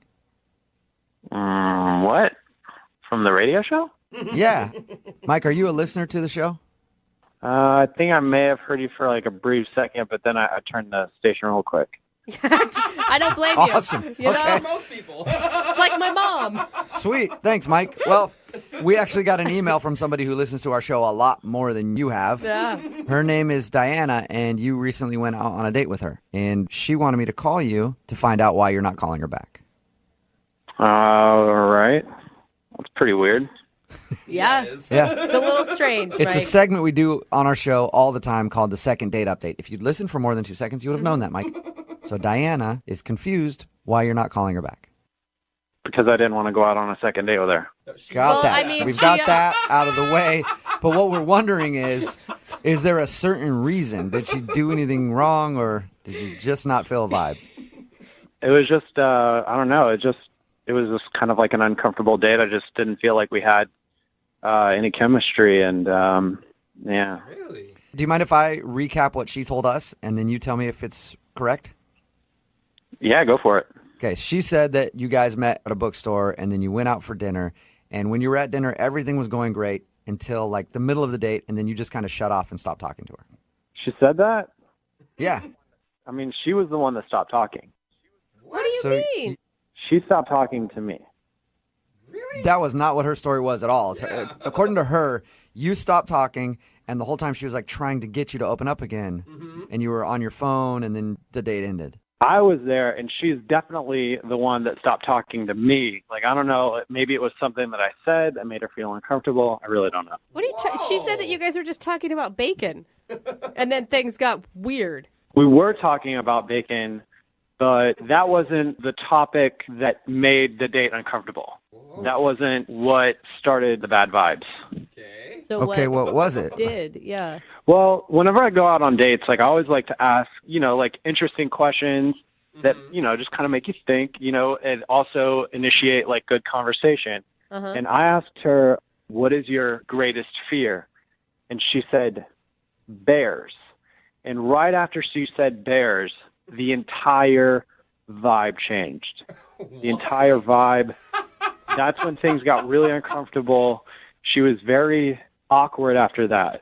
Very easily startled. It was What? Easily super startled? Like just Easily startled? Just thinking of bears made her frightful.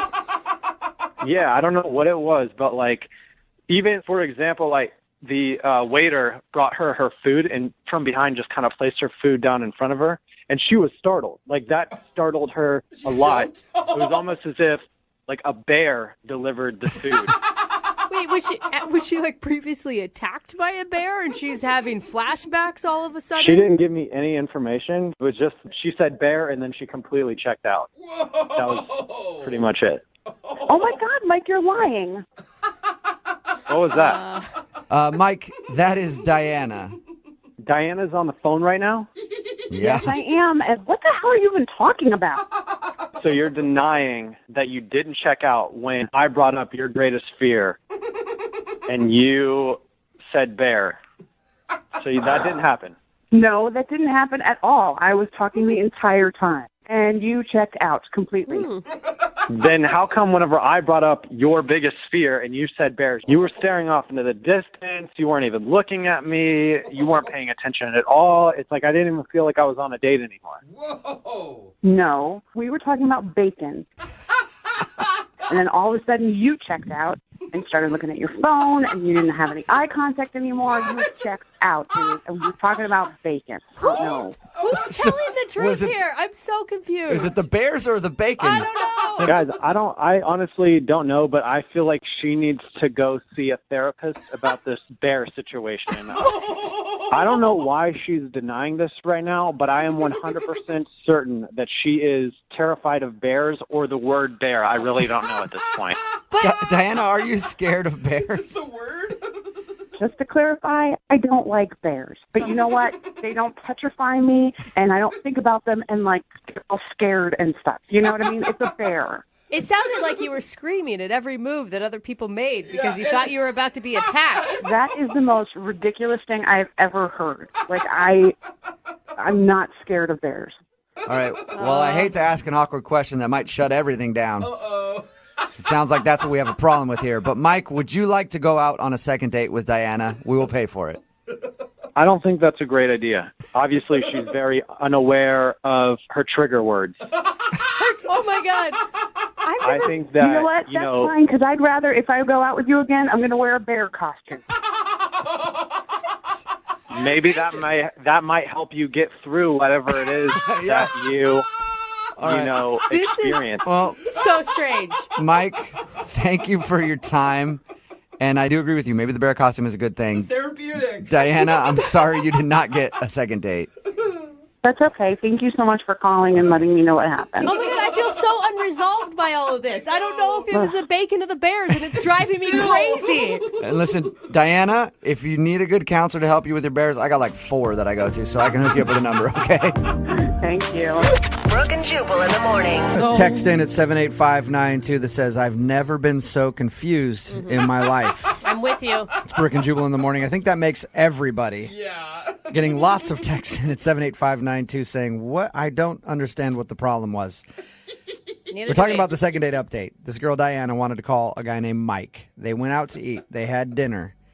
And she says that while they were talking about bacon, because they're paleo, he just got cold and stopped talking to her and ended the date. Yeah. Then we got him on the phone, and he says that he likes to ask people on first dates what their biggest fear is because it can tell a lot about a person. It's interesting. Like, I've never been asked that. It's a good kinda question. Cool. Yeah. He says that she said her biggest fear was bears, and then she stopped talking and kind of looked like she was startled by everything because she's so scared of bears. He said that he thought bear may be her trigger word. Yeah. Like it was that bad. And she does not agree with any of his assessment on what happened. She's like, I wasn't cold at all. I wasn't even thinking about bears after that. And he's like, yeah, you were. You weren't even talking to me. You were just looking off in the distance thinking about being mauled by a bear. And then when the waiter came up, you got startled because you were so scared of bears. And then she's saying, well, I was talking about bacon and you just stopped talking and then into the date. So maybe they both have triggers and they don't even know it. Like bears is her trigger word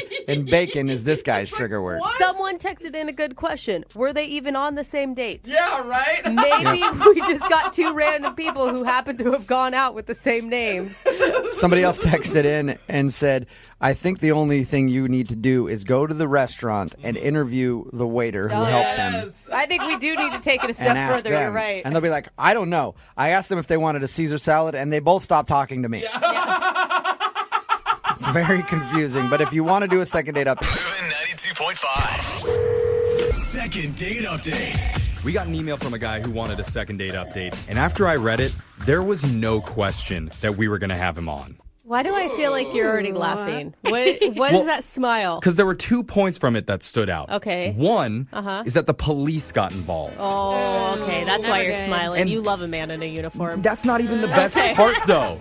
That's not the best part. Can you believe that? Okay. We received an email saying law enforcement is present on my first date, and there's something even better than that. What is it? He said his date looked like Anne Hathaway with bigger boobs. Wait, That trumps better. any police That wasn't nonsense. better. Yeah, it does. Zach, tell me more about this curvy Anne Hathaway. What's her name? I'm just trying to describe her. That's like an objective description. It got my attention. You know, Anne Hathaway, Princess Diaries, real sex symbol there. Never had any homie be like, dog, Anne Hathaway. You know, not like Margot Robbie or someone. So what is her name? Her name's Scarlett. Oh. Scarlett. That's a sexy name. Mhm. Maybe just all because of Scarlett Johansson, but Yeah, whatever. but for sure. Where'd you meet Scarlett? It's a pretty funny story. You want to hear the whole thing? Probably not. Yeah. Yeah, that's usually how these work. You tell us the whole story. I'm going to go with just the highlights. Can we get just the highlights? I was out in my kayak, and I'm sort of in the middle of the lake, and I see this woman waving at me from sort of afar. She was out on what looked to be a rowboat. Okay. So, of course, I row over and see what was going on. Apparently, she had rented this little rowboat, but she lost her oars in the water. Oh, no. Yeah, so she was stuck there, I guess. Oh, stuck out in the middle of the lake? Damsel in distress. Oh, lucky you. I guess so. I was just thinking, you know, whatever, she's in trouble. So I offered to take her back to shore. And wow. she was really nice. She was obviously really grateful. And I took her back to the rental shop because I thought that was the right thing to do. And she had to pay for the oars that she lost in the water somehow. But she said, is it okay if I make it up to you by buying you dinner? Okay. That's awesome. I love a girl that asks a guy out. Yeah, that's a big sign. Like, she totally could have ghosted you after that. And... Yeah. Dinner didn't last very long. Why? Uh-oh. Oh, yeah, the cops. We forgot about the cops. Oh, right, yeah. We got wrapped up in Anne Hathaway with the boobs. Yeah, so what happened to dinner? Well, it started off great. Food was good. We were talking about all kinds of TV, music, our beliefs. The movie she's been in. Our beliefs. Yeah, Movies, okay. right. And, no, we were talking about all kinds of things. We were hitting it off. Sure. And sort of in the middle of the conversation, is the weirdest thing that's ever happened to me on a date, honestly. Okay. A police officer comes into the restaurant, walks straight up to our table, looks at her, and he says, "Are you Scarlett?" What? Uh-oh. And she says, "Yes." Oh, and my he God. says, "You're under arrest. Please get out of the booth." Oh, my God. Wait, she got arrested on your date? He handcuffs her. I'm freaking out, right? I'm like, what is going on? Dude, what are you thinking in that moment? Thinking, what the heck is going on? I'm like, I was seriously freaking out. Like, am I safe? I don't know who am I associating with. Anne Hathaway would never get arrested. I mean, some sort of accomplice. Yeah, what happened? Yeah. I asked the cop, like, hey, is there some sort of mistake here? He's like, sir, you need to stay in your seat. Of course, Oh, yeah. wow. Whoa, Just dude. mind your business. You're taking I a get bad it. girl. So wait, Dude. I mean, was there any hints into what she was arrested for? Do you have any idea? Well, he said something about an outstanding warrant, but that's like, I mean, I'm pretty sure that's all he said. So she starts getting all emotional. She's like, she's about to cry. So she doesn't know whether to run. And I'm like, I'm about to cry, too. The whole restaurant is staring at us. So what happens? I mean, you already rescued her once. Did you save her again? Bail her out? Yeah, it wasn't so easy this time. Okay. So, I mean, so they take her away and you're just left sitting there? Yeah, I'm left sitting there, and the whole restaurant's staring at me now, right? And I'm watching him. He puts her in the back of the car, and he drives off. Whoa. Oh, my Whoa, God. dude. Date is over. So I'm not just going to, stick around. I'm just standing there. So I pay for the food really quickly, and then on my way home, I try calling her, and of course it goes straight to voicemail. I don't know what I'm thinking. I don't think you're going to be her one call. No. But I keep calling her. So like the next day, I call her, someone picks up the phone, but then hangs up. Oh, my gosh. Have you checked the news? I mean, I haven't seen anything on the news, but I don't know if they'll make the news. If it was on the news, it'd be like it'd be a big deal if she was wanted in on the news. So that's a good thing you didn't see her on the news, I think. So what do you want to do now? You want to call her phone number, the jail? She's still locked up? Do you know? I don't know. Honestly, all I have is her phone number, and it's been 4 days. I have no idea what to do. Bro, she Oh, could be my gosh. there right now, just whittling But something. someone picked up the phone and hung up. So, I mean, somebody has her phone. Maybe you can find. I mean, but wait, do you want to go out with her again? I have no idea. I honestly just want to know what the hell happened. Oh, yeah. And if it's some sort of mistake or something, yeah, I'll go out with her. I mean, we really hit it off. Yeah. Okay. As long as she's not like a murderer or Whoa, something. dude. I This want to know is- what happened. That's yeah. so dramatic. Okay, let's play a song. We'll come back, and we'll try and get you your second date update. All right, man? All right, great, thanks. Okay, hold on. If you're just tuning in for the second date update, we're on the phone with Zach. And Zach's first date ended in handcuffs. Oh. Hey, what's up? That's typically a good thing. Yeah, this wasn't the good kind. No.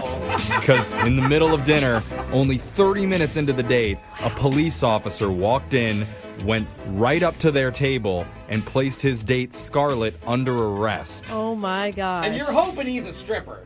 Yeah. Nope. Not. Put her in handcuffs, said she had a warrant out, and then took her away in his car. Oh, man. So Zach was obviously confused, is still confused. Yeah, we 'cause all he are. doesn't know what happened, and now he's kind of worried, wondering if we can maybe help figure out what was going on with his date, Scarlett. Zach, how you feeling now? I'm baffled, and I'm hoping you guys can help. Have you thought of, crimes that would be okay for you to keep dating and crimes that you wouldn't want to date her anymore? That's funny, but it's a good question. Oh, totally, yeah. I've been thinking about that, every day. If she hadn't paid a series of parking tickets, I'd be okay with that. Okay, Sure, yeah. that's a good point. Some embezzlement, maybe. Mhm. What don't- about identity theft? I don't think the cops, though, break into a restaurant and take you away for unpaid parking tickets. I don't know, though. Jose, I might be worried for you if that's the case. Dude, I had a boot on my car. Maybe I have a warrant. Well, let's get to the bottom of it, okay? I'm going to dial Scarlett's number right now. We're going to get you your second date update. You ready, ma'am? I'm ready. Okay, here we go. Ooh.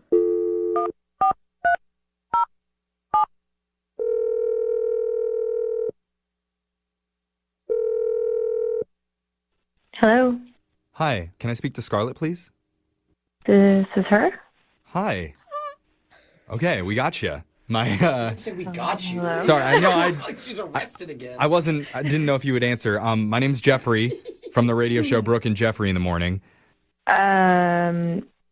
What is this about? This is about a segment that we do on our show called a second date update.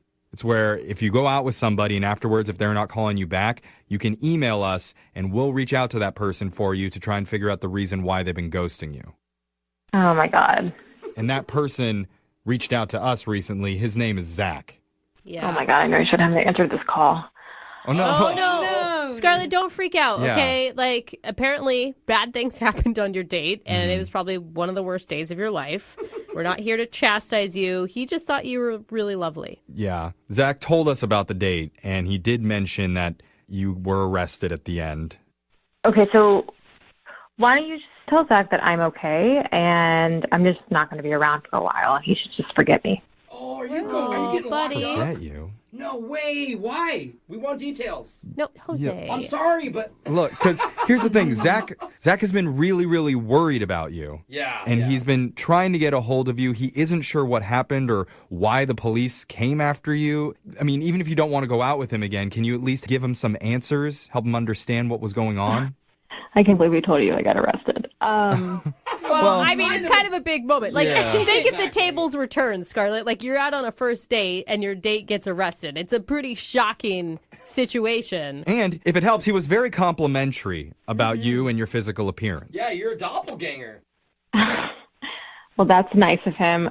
Zach seems like a really nice guy, but here's the thing. I just don't think that we're a great match. Just say it nicely. Okay, wait, What? so you're telling him not to call you back because you don't like him or because you're getting locked up? Yeah.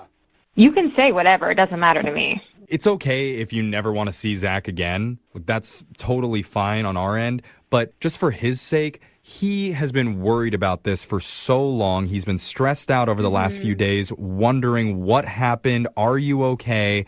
I feel like the least you could do after all this trouble that he went through is to just give us a little bit of information that we could pass along to him, just to put his mind at ease. Fine. Sure. Okay? Okay, that's a yes. While we were at dinner, it started off okay, but then he started talking about all of his political beliefs, like very quickly. Social Security, tax reform for boat owners. What? Did you say tax reform for boat owners? Exactly. He owns a kayak, I guess. Does that qualify? It's important to him, okay? I'm sorry. Maybe he's working his way up. Those weren't the political beliefs I thought you were going to talk about. Sounds like he has a yacht. I mean, more than anything, that just sounds really boring. Yeah. Yeah, so that was his choice of date conversation, and I'm on the other side thinking, like, holy this is a turnoff, and I have to get out of here.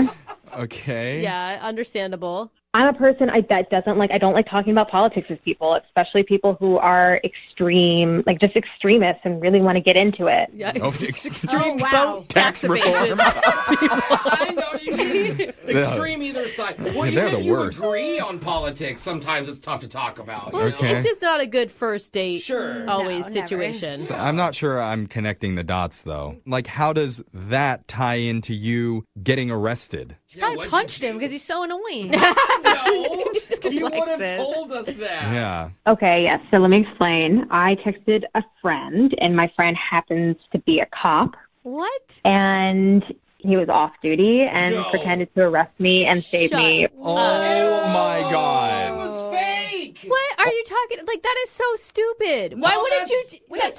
That Why is did you? genius. Whoa. I called a friend. My friend just happens to be a cop, and this was what happened. This was the story that we played out. Whoa, So, wait, hold on. Hold on. You had a whole restaurant staring at you thinking you were getting arrested. You left this guy sitting by himself at a table, and that somehow was easier than just saying, oh, hey, I don't like to talk about politics. This isn't working out for me. I'm going to go. So you don't understand. I have gone on dates with guys like this. I would have been there for 3 hours. Wow. Oh, my God. Oh, my. I want to be friends with cops. Being arrested is better than being on a date. Yeah. I mean, I wonder how Zach would feel hearing Poor that. Zach. Because, Scarlett, I need to tell you, Zach's actually been on the other line listening. He heard this whole conversation. He wants to talk to you. Are you serious? It's a sting. Yeah. can't believe you called your friend to come over and have you arrested in the restaurant. That's messed up. Wow. It wasn't my idea. It was his idea. It just kind of happened really quickly. I didn't mean for it to be a big show, but honestly... Is that why you went to the bathroom? You went to the bathroom to go text him, please come over and arrest me? Is that seriously how bad of a date I was? I'm sorry. You were just going off, and I didn't want to talk about politics for 2 hours. So why did you have just said, I'm sorry, I don't like you? You could have just said, I don't like you. You didn't have to get dragged by a handcuff. That's mean, though. I tried changing the subject. You would bring up the craziest things. Like, why do you have to talk about why fortune telling is illegal in Maryland? It is? I did not know that. Okay, it's just something I'm passionate about, and I care about the country, and this is a thing that one of the candidates ran on that platform. He supported the fortune telling. You know what? I don't... I mean, I will say I'm starting to see how you thought that maybe you'd be stuck there a little bit longer if you just told them. She's like, I hear sirens again right now, actually. Scarlett, do you feel bad at all? I mean, that's you made him really worried about you. It's pretty extreme. Look, I didn't mean for it to be such an extreme event, but it kind of matched his personality. So matched my kind of thought, Scarlett. Yeah, we were vibing. I just want to say, you were the one who wanted to talk about legislation to change the drinking age in Alaska. You pressured me. You pressured me into making some kind of decision about drinking in Alaska. Like, I didn't even want to do this. I wouldn't even told you that I had set up an arrest. I only said it because I'm being pressured on the radio from these guys. Oh, okay. Is it your first arrest, or had you been arrested before on other dates, Scarlett? Real. No, only when they go off on why grass should be mowed every Tuesday at 2 p.m. And they're like, we're doing HOA politics now? We do not support that on Brooke and Jeffrey in the morning, just so you know. Okay, we vote no on grass cutting. I will say, not good for the environment. I mean, speaking of getting arrested, I'm feeling a little bit of heat coming out of this relationship right now. And I feel like maybe this is the right time to ask Scarlett, would you like to go out on one more date with Zach? We will pay for it. it looks like there's a cop here in my apartment. I need to go. Oh, no. Oh, no. Zach, it happened again. You're going to have to pay bail, Zach. You know what? Whatever. But you know what? Just next time, please, just tell the guy you don't like him. Don't have the cops or the FBI show up and take you away. Yeah, well, we'll see. I mean, there's a lot of bad dates out there. So now that I've got this under my belt, we'll see what I'll do next. Well, if I was a fortune teller in Maryland right now, I'd predict... Lincoln South Food Hall in Bellevue. Fitness for foodies. From carb-loving meat eaters to vegan and everything in between, we've got you covered. Grab a quick lunch or come for happy hour. You'll leave craving more. Order online at LincolnSFH.com. Moving 92.5. Brooke and Jubal in the mornings. Second date update. A lot of times when you go on a date, it's something that's been planned for a while and you know exactly what you're going to do. But sometimes you have an unplanned date. Just a date pops out of nowhere. Cool. Like anytime I'm on a long ride, it's just like, oh, it's time for a hand date. What? That's It's a not... hand date. Just a long drive and an unexpected date. I don't think you're allowed You'd have to buy your hand dinner. I don't even know what you guys are talking about. I don't know what you're thinking of. But anyway, enough about me and my hand dating rituals. Let's talk to Mona, who's on the phone right now. And apparently Mona had an unexpected date. What's up, Mona? How are you? I'm all right, guys. Mona, did you have a hand date? No, I didn't have a hand date. Oh, okay, good. So your email said that you didn't really plan a date, but it kind of happened, and now he's not calling you back. What's his name? His name is Carl. Carl, all right. And how did you have an unexpected date with Carl? So let me start from the beginning. About 4 months ago, I got dumped by the love of my life. Oh my gosh, those are the worst dumpings. I'm so Like, sorry. dumping even by someone you don't like very much sucks. Yeah. It was heartbreaking and heart-wrenching. Yeah. I thought he was going to be the one. And the worst part about it is that he dumped me for his best friend. What? Wait, male best friend or female best friend? I don't want to get into that right now. Okay. Sounds like a I'm sorry, lot of stuff going honey. on there. Yeah, All I mean, right. it was the worst part of my life. I think that was really low for me. Okay. But the other day, you know, I went out with some friends. I had to get myself out of this slump. Mm-hmm. Yeah. We went to a bar, had a few drinks, and she's like, give me your phone. I'm like, why? She said, just give me your damn phone. So I gave it to her. She downloaded this dating app, and we start swiping. And, you know, just swiping left, swiping right. I was like, nah, that guy's ugly.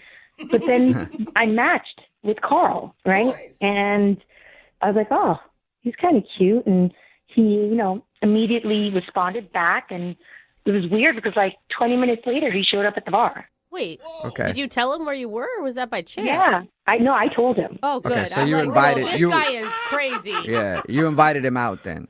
I was a little tipsy. I was like, all right, let me do something a little wild and crazy. So, and he showed up. It was spontaneous, and it was really cool, and my friend decided to pardon herself after making sure that he's not in that job. Good. She's a good friend.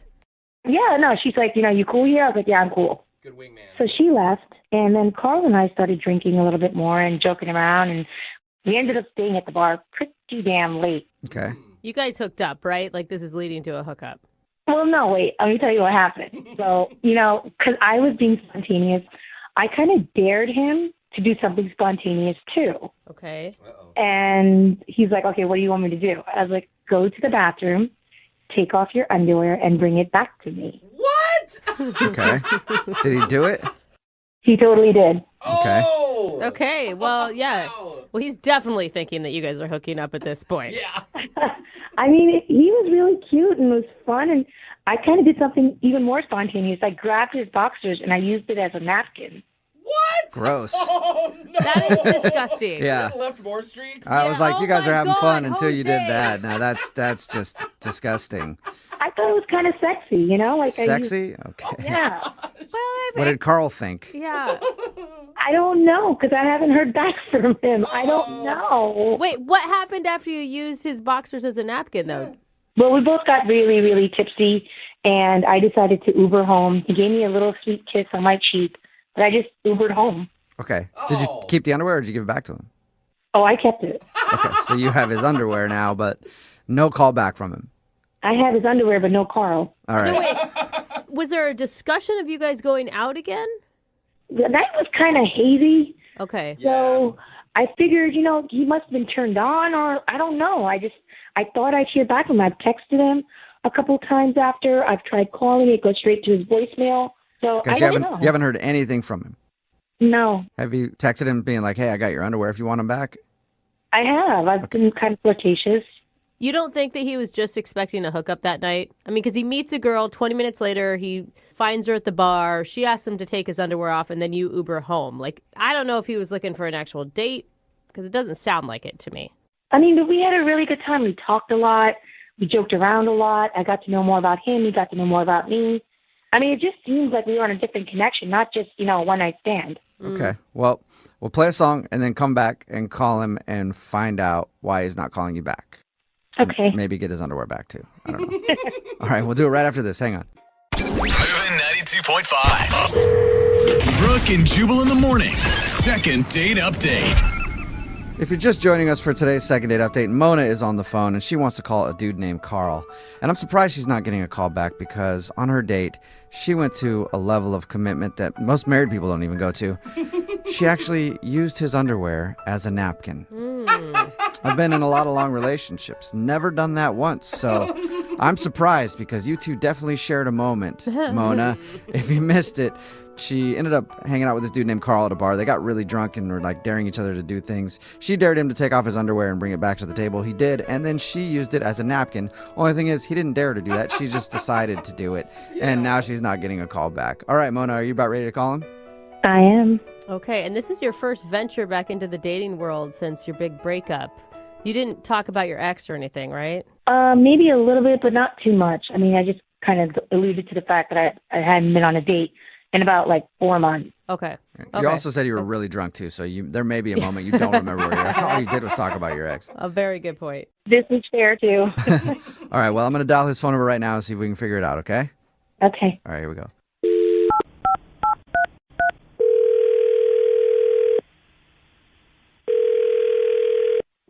Hello? Hi, can I speak to Carl, please? This is him. Hey, Carl, how are you? This is Jubal from Brooke and Jubal in the morning. Excuse me? This is Jubal from Brooke and Jubal in the morning. It's a radio show. All right. Hello? Hi. What's going on? That's a good question, Carl. I'll answer that. We do a segment on our show called the Second Date Update. That's where if you go out on a date with somebody and then end up not calling them after, they can email us to get you on the phone and find out what happened. And we got an email about you from a girl named Mona. So You kind of understand what's going on now? I went out with a girl named Mona, but Right. what's and the... now you're not calling her back or answering her text messages. That's why we're on the phone. Mona wants to know if she did something wrong. Let me understand this. Mona called you to call me to find out what happened on our date? Mm-hmm. Yes, exactly. So now I'm supposed to tell you, and then you're going to tell Mona? Yas, King. Yas. Spread the gossip. Yes. That's exactly what's supposed to happen. I mean, that's just weird. Could I take a guess of what I think may have happened while you're not calling her? Sure. From her description, like, you answered a text from her 20 minutes later, you're at the bar. Were you just hoping for a hookup? No, she was fun. Like, it was a good time. So yes or no? I mean, no, I didn't show up expecting a hookup. No. Okay. Is the reason you're not calling her back because she used your underwear as a napkin? Also a good reason. Oh, my God. She told you that? Yeah, she did. Oh, man. No. I mean, I've never seen anyone do that. I mean, it was like funny at the time, but when you say it like now, it just sounds kind of creepy. Yeah. I mean, I have to give her props for the delivery. So you had fun with her. You guys had a good time at the bar. Yeah, I mean, like, I didn't ask her to use my boxes as a napkin or anything, but like, we were having a good time. We had a bunch of drinks. It was a good time. I just like, by the end, I just don't think I was feeling it. Is there any specific reason? I mean, Your voice just went really high, so... Well, I mean, I'm trying to think of how to put it. We talked about lots of different things, like nothing that was like too crazy or anything, but she just like didn't seem necessarily like the sharpest person. And like, I know we were drinking, so that could have something to do with it, but it just... I think it might be deeper than I like hearing you try to not say you felt like she was a dummy. Yeah. Well, I don't think she's a dummy. I just think that like there's some things that like she may or may not really quite grasp. I appreciate the effort, but you don't think she's that smart. Is that what you're trying to skirt around? I don't think she's super. Yeah, I mean, I guess like. Okay, wait. Scientist. You guys, do you think, is there any way, Carl, that you think that she was doing, some girls think that guys don't like intelligent women, so they play the ditzy card. It's very obnoxious, but she hasn't been dating in a while. Yeah, I mean, okay, fine. But like, it seemed a little bit more like sincere than just like. How about an example? Yeah, okay. Later in the night, we were like talking, like after the whole napkin thing, and we were talking about like history for some reason, and she didn't agree with how I told her that they count centuries. What do you mean? She didn't agree. Okay, like I told her the 19th century was the 1800s, that the 18th century was the 1700s, and she like cut me off and was like, "That's bull. You're wrong." Started like getting like pissed off about it, like I was somehow like making up things. Did she not did she not understand what you were saying, maybe? Well, at first I was like, "Okay, are you drunk? And just is this? Let me say it again." And she was like, "No, you're wrong. It's the 20th century because it's 20 whatever." And I was like, "Okay, no." Wow. And so I tried to like explain it forwards, backwards, whatever, and she just kept getting more and more irate and telling me I was stupid, and it was like I was just making things up, and I was it got to the point where she was just like, let's agree to disagree, and I was like, let's agree to disagree. Why is there so much of that in the world right now? Let's agree to disagree on like facts. Yeah. Well, I was like, you're the only one disagreeing. Like, I didn't want to get other people involved because like we just met. I wasn't like trying to belittle her, and like she just kept arguing, getting more belligerent about it as it went on. Whoa. Okay, so she was actually getting angry with you. Not like physical, but close. It's like, how is this the first time that it's come up for her? Yeah. Maybe she avoided talking about history. I don't know. That's a good question. We should ask her about that because, Carl, guess what? Mona is actually on the other line listening and wants to talk to you. What? Yeah. Yeah. Unless she. Hi, Carl. Yep, she's still there. Hey, Mona. Yeah. So I'm not intelligent enough for you? Oh, Is that what you're trying hold to on. No. say to me? It kind of came down to the whole thing about the centuries. But you're It's not wrong. about not being intelligent. I'm not wrong. You are wrong.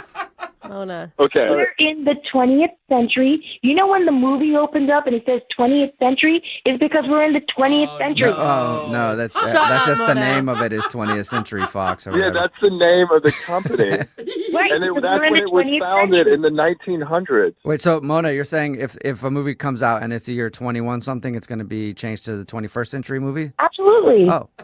Mona, are you trolling us? You can't honestly believe that. Guys, you know what? I went to college. I got an A+ in history. I know my centuries. There's no way you got an A+ in history. I totally did. We are in the 20th century right now. In the 1900s, it was the 19th century. Well, when you're first born, like till that anniversary of the day of your birth, are you 1 year old? Yeah, it's your first birthday.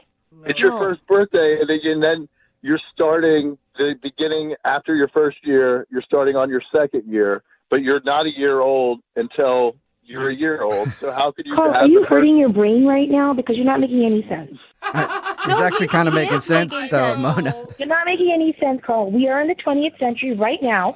Because You see what I had to deal with? Like this, like when she was drunk, I thought it made more sense. But like this is. And I don't even think that it's a point of being wrong about it. Like, I could see, Mona, you not understanding it for whatever reason. But why? I completely understand it. What are you talking about? No, you don't. But no, you don't. This is bull. I completely understand what I'm talking about. Mona, he's you saying don't, like though. the first century was the zeros, and then when we got to like How do you the know? year, Wait, what? What are you talking about? Were you back that's then? why it's always off. Were you alive back then? You were not alive back then. You don't know. Neither were you, Mona. Say, Mona, if you're going to say that you don't know, then you weren't alive back then either. So how do you But know? I did pass history. I mean, did you guys pass history? I don't think so. Mona. Didn't, but I passed like fourth grade history. That's when they teach you that. And he even knows that. Yeah, it's bad. Mona, have you ever tried to look it up, to like fact check yourself? Yeah, Google it right now. You know what, guys? Guys, stop. Just cut it out now. Enough. Enough is enough. Okay, I know But- what I'm talking about. Is there anything that will change your mind at all? Maybe when we go into 2100, then it'll be the 21st. Oh my gosh. Can we This move is on what's from so the numbers? frustrating right now. Like, Mona, why can't you admit that you're wrong? I don't understand that. This isn't about even the centuries, because you know in the back of your head that you're wrong. You know what? Like, I'm not wrong. You guys are just trying to brain shame me right now. It's kind of bordering on bullying, by the way. oh Brain my shaming. gosh.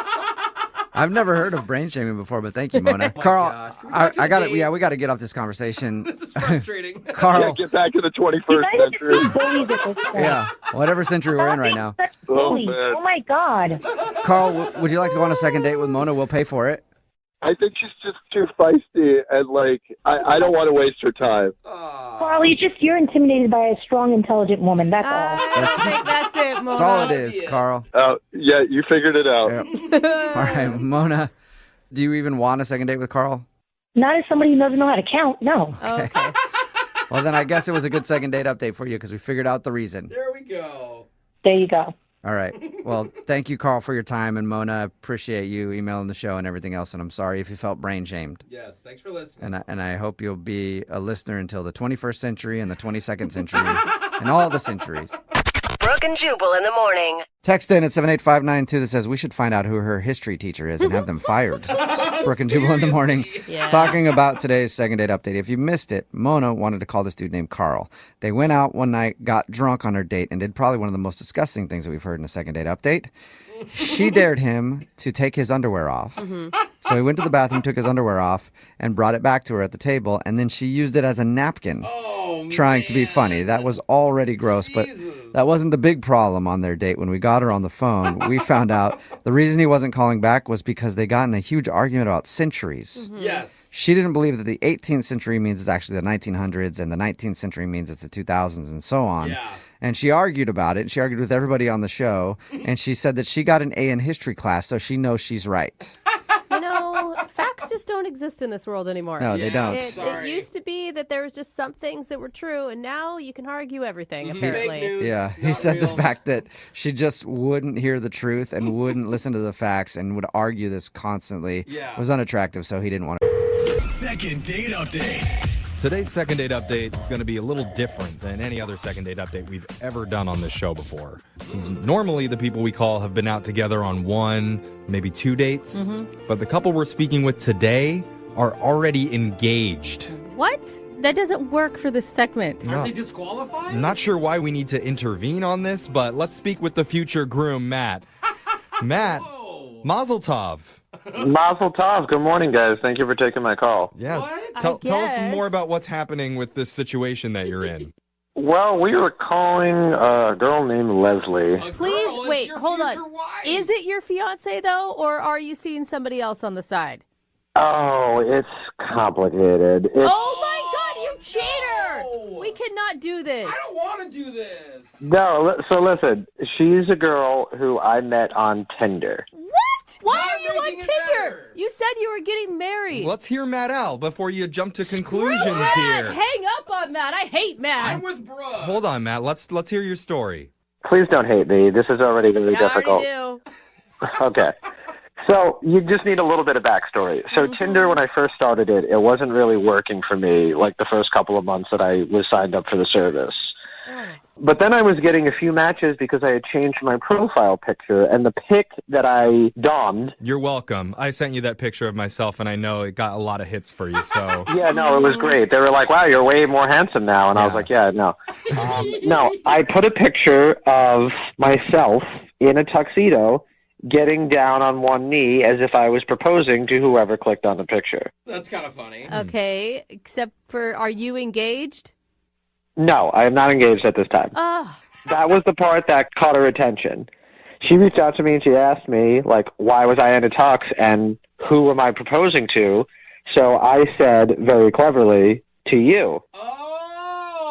So you're not a cheater. It's just a gimmick to get more swipes on Tinder. I like him now. She thought that was very funny. Yeah. So then I came up with a great idea for a date for her and I. I was like, listen, what if I took you to a restaurant where I propose to you? Because, of course, it's going to, be a fake proposal, but if we do it in the middle of the dinner, it'll not only be kind of funny, but, who knows, maybe we'll get some free stuff from the restaurant. Like, This guy's a genius. Well, so your first date idea was to propose to her? Fake propose. Fake propose. She was well aware that it was a fake proposal. Dude, and it's a cute story. Like our first date, we actually kind of got engaged. Doesn't leave much room for growth, though. Like on the first date you propose, what do you do for date number 2? I love it. Well, and hopefully you're not a man that would actually propose in a restaurant because, come on, guys. Get more original. Wow. Hey, I'm just saying. Yeah, to all our listeners who've proposed in restaurants before, Brooke hates you. I don't hate you, but you could have gotten a little more creative. Doesn't take it back. Well, okay, Brooke, where did you get proposed to? What magical place was it for you? In the woods. Oh! And then we got lost for 45 minutes because my husband was so nervous. He didn't really keep track of where we were walking to. And you can't get lost in a restaurant. Wow. Yeah. Yeah, no, there's signs all over the place in a restaurant. Yeah. Exactly. You know where the exit is. So wait, so she was down for this? She was up for it? She was down for it. We did it. We went to the restaurant. I got down on my knee and gave like a little speech. Everyone started clapping, and there were like big applause. I mean, it was absolutely hilarious. That's amazing. I even got like a fake diamond ring to really sell it. Oh my God. It's like taking your like fake birthday to a whole nother level, right? And the plan worked because the restaurant gave us a free dessert and a free bottle of champagne, so it was totally worth it. She completely oversold it with like fake tears and clapping and all that stuff. Like, it was just great.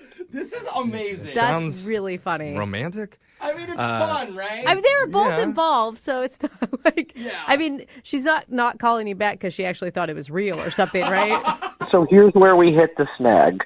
So afterwards, we're leaving the restaurant, and I was walking her to her car, and, we were joking about, like, the hypothetical wedding, and I said, what should we do next? How should our moms get involved? And, like, she laughed, but then... Afterwards, like, we were saying goodnight, and she gave me a hug, which was weird because we had just kissed in the restaurant for, like, the fake proposal. Oh, that is So I was just trying to assess the situation. I was like, okay, well, do you want to see each other again next week, or do you want to do another fake engagement proposal thing? And she's like, let me, she said she'll let me know. I mean, you have your fake wedding party coming up. Like, what's going on? Right. So anyway, so she said she'd let me know, and then since then, communication has been very limited. Like, well, I mean, you already proposed to her. Like, she needs to make the next move, if you ask me. Like, you're putting in all the work here, dude.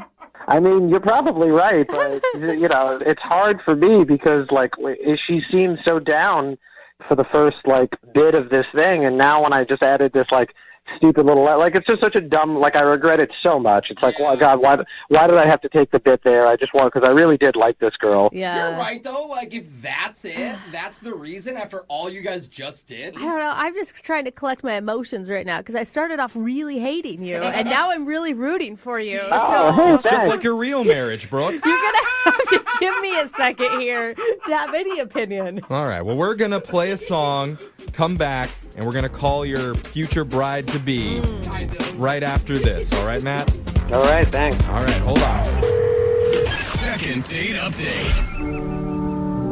Dearly beloved, we're gathered here today in this dingy, German-fested recording studio to celebrate the joyous first date of Matt and Leslie.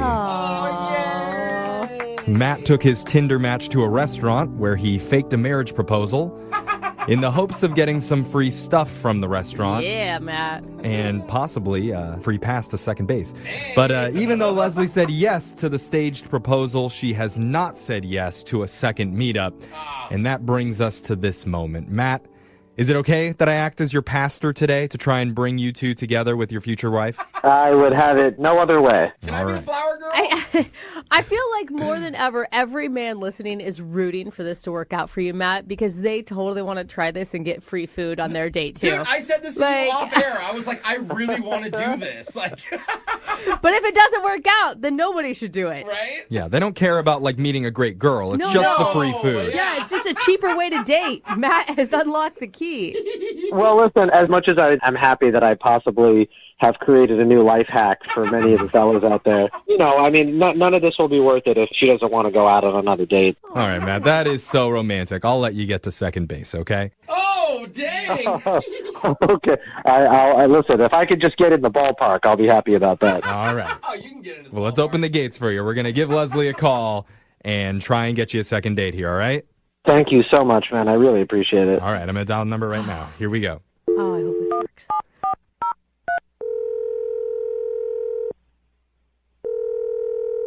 Hello? Hi, can I speak to Leslie, please? Yeah, this is Leslie. Hi, Leslie. How are you? My name's Young Jeffrey. I'm from the radio. Okay. I wanted to let you know I'm making this call in a tuxedo right now. I'm down on one knee, and I want to ask you if you'd make me the happiest man in the world and do me the honor of saying yes to being in a second date. What? Don't say no, Leslie. You can't say no. You're a yes girl. She doesn't know what's going on. Yeah, I have no idea what's going on here. That's a yes? Yeah, it's a yes. Oh, she said yes. Yay, Yes, I have congratulations. no idea. Okay. Oh, Leslie, you just made me so happy. Okay. I'm glad you're as amused at us as we are of ourselves. Maybe I'll just let you know what's going on. We're calling on behalf of one of our friends named Matt. He told us that he recently went on a date with you. Okay, yeah. Is this making a little bit more sense now? Yes. All right. Yeah. Oh my God. And he told us a story about the fake proposal, and he is the cutest thing ever. And smart. Wow, yeah, it was probably the craziest date I've ever been on. It sounded pretty out there, but he's confused because he felt like it was a fun time, but ever since then you've been ignoring him and he doesn't know why. Okay, so that's why you guys are calling me. Yeah, we're hoping to get some answers for him. I mean, you could understand why he's like not getting it. I mean, you agreed to a fake marriage proposal in a restaurant. You seem pretty, I don't know, down.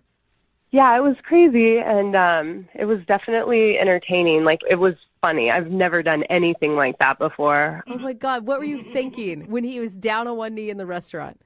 I mean, I was just kind of going with it. Like, I thought it was pretty funny, and, like, it was just really creative, you know? I've, like, dated a lot of guys off Tinder, and, like, no one's ever been that creative. You've never had a guy fake propose to you on a first date before? Gosh. I know. The dating pool is so lame these days. So what's the deal? Why aren't you talking to Matt now? You know, I don't know. Like, everything was, like, really funny, but then it was just like a red flag, and like I didn't really want to say anything to him. I don't even know if it's like the type of thing that you say, to be honest. Did it freak you out? Like he was being more serious than you expected him to be or something? Is that what you're saying? No, like I knew it was a fake proposal, you know. I was like going along with it too. Like it was funny, but it was when he pulled the ring out, it was like in this little box, and it was just like so freaking sad and pathetic, like this ring. And I know it, like people around saw it too, and were like, "Oh God, he got her that ring." What? And it was just wait. It's fake. It was a fake ring though for your fake wedding proposal. Yeah, who cares? Okay, but like other people saw it, and like you guys weren't there. Like it was just embarrassing. And the thing is too is like what? He kept going on and on about how good it looked, and can you believe this is fake? And I don't know. It was just like a huge turnoff. Wait, the fake ring for your fake marriage proposal was too small, and that was what turned you off. No, but it embarrassed her in front of everybody. Thank you. How does that embarrass you? It's a fake ring. This is all a setup. But they don't know that. But even if it was a real ring, who cares the size of the ring? Like, is I mean, judgmental, but- now I'm starting to judge you over a fake marriage proposal. You know, it was like a combination of the ring and like how he was trying to sell it to me. Like, I feel like if he ever really got engaged, that he might even try to like pull off a fake ring thinking he can get away with that.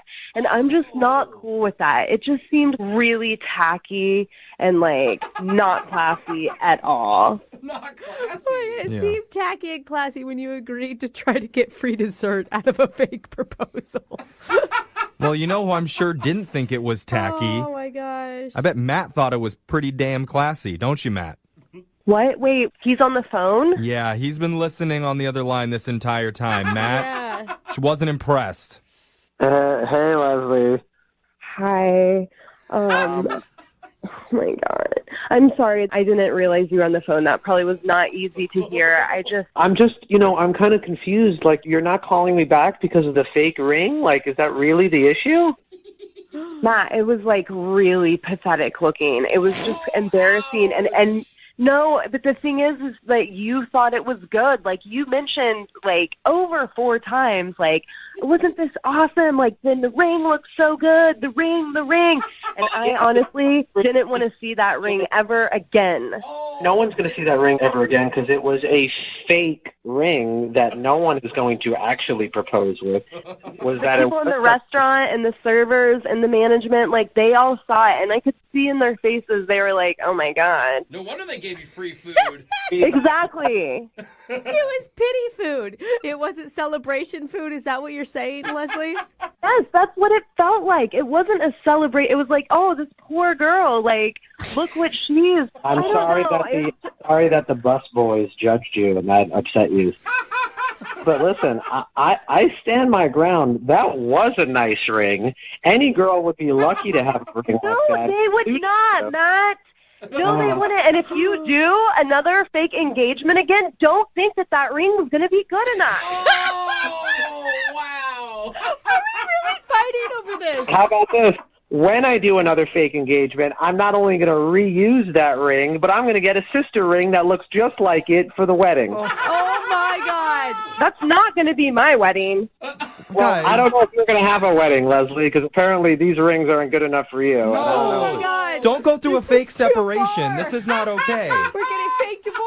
Yeah, okay, fine. I don't want your stupid ring, Matt. You know what? The engagement's off. Oh! You know what? I'm keeping the ring, and if you have a dog, I'm taking the dog. None of this is real. What is going on, you guys? How did this It was happen? supposed to be fun. It was supposed to be silly. No, he plays like he's really nice. You know, that was another flag I didn't tell you guys about. When he was doing his whole speech about, oh, you've always been there for me, the wedding in Mexico, and we met at the bakery, and on. It was too good. I was like, this guy is a freaking liar, and I can't trust him.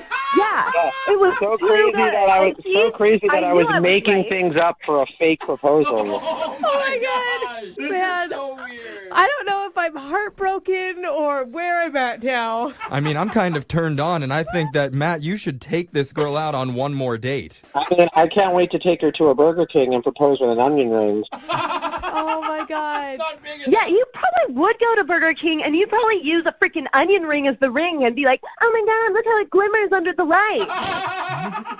Yeah, Matt, you cheapo. Yeah, that's my kind of ring. So, is that a yes to a second date? I'm not reading this right. Because we will pay for a second date if you guys will go out again. A real date. Come on, I almost want you guys to do it. You're so good at fighting. You know what? She doesn't even need to give you an answer because let me tell you something, honestly, that's not fake. No, I don't want to go out with her again. Oh! Fine, Matt. I don't want to go out with you either and your pathetic little ring. Good luck finding somebody that will put up with that. Jeez. And whoever does definitely won't have sex with you, okay? I'm telling you that right now. I don't care. I'll be celibate for my whole life as long as I don't have to hear you complain about a ring. Oh, man. All This right. got Okay, ugly. well, Wow, that went quick. Matt, I mean, I'm sorry. It sounds like your bride-to-be is not interested in seeing you again. So, Oh my God, no my- second date. I should have seen the red flags when she said yes to my proposal, so that one's on me. Need LASIK? Trust the experienced team at the LASIK Center at Evergreen Eye Center. No glasses, no contacts, no limits. What will you do? LASIK at evergreen.com. Moving 92.5. Brooke and Jubal's second date update.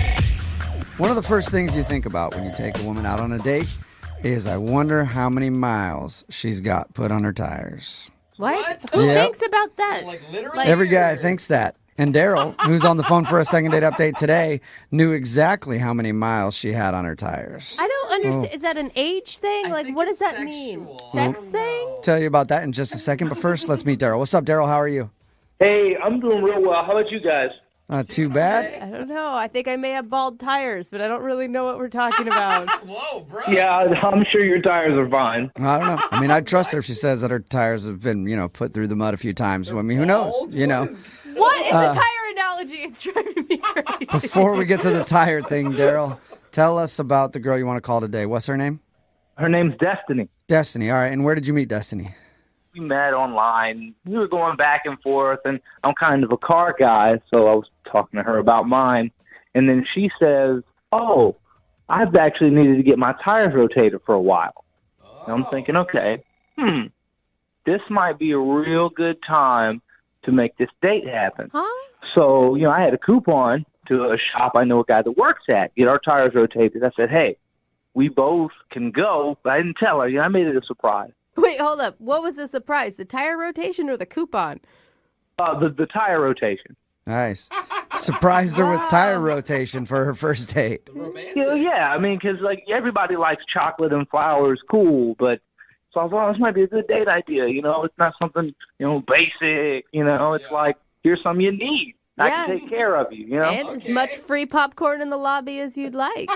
Was she super excited about getting her tires rotated on your date? I thought it was going to be a cool surprise, nothing too big, but when I told her, she flipped out like she won the lottery.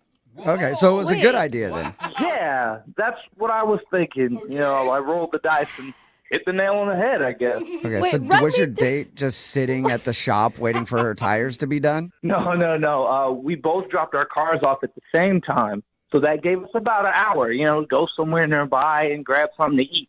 When you were first telling me about this, I was like, that's pretty lame. But the more I thought about it, the more genius I feel like it is. Well, how was the actual date? Like when you guys were getting food together before the tires were done? Was that good? Yeah, we were eating and it was going really well. It was super nice to actually meet this girl in person. That's good. Okay. And, she kept thanking me for the tire rotation. Of course, I was going to take care of it. She didn't need to know it was with a coupon. Hey, any way you get your tire rotation paid for is a good way. That's what I was thinking. Yeah, it's a good way to just let her know you date Daryl. I will keep you in tread all the time. Your tread will never be worn down. But how was the conversation and stuff? I mean, other than all that, you feel like you connected with her? Mostly we just talked about movies. And we talked about the kind of music we like. Okay. We also talked about our families.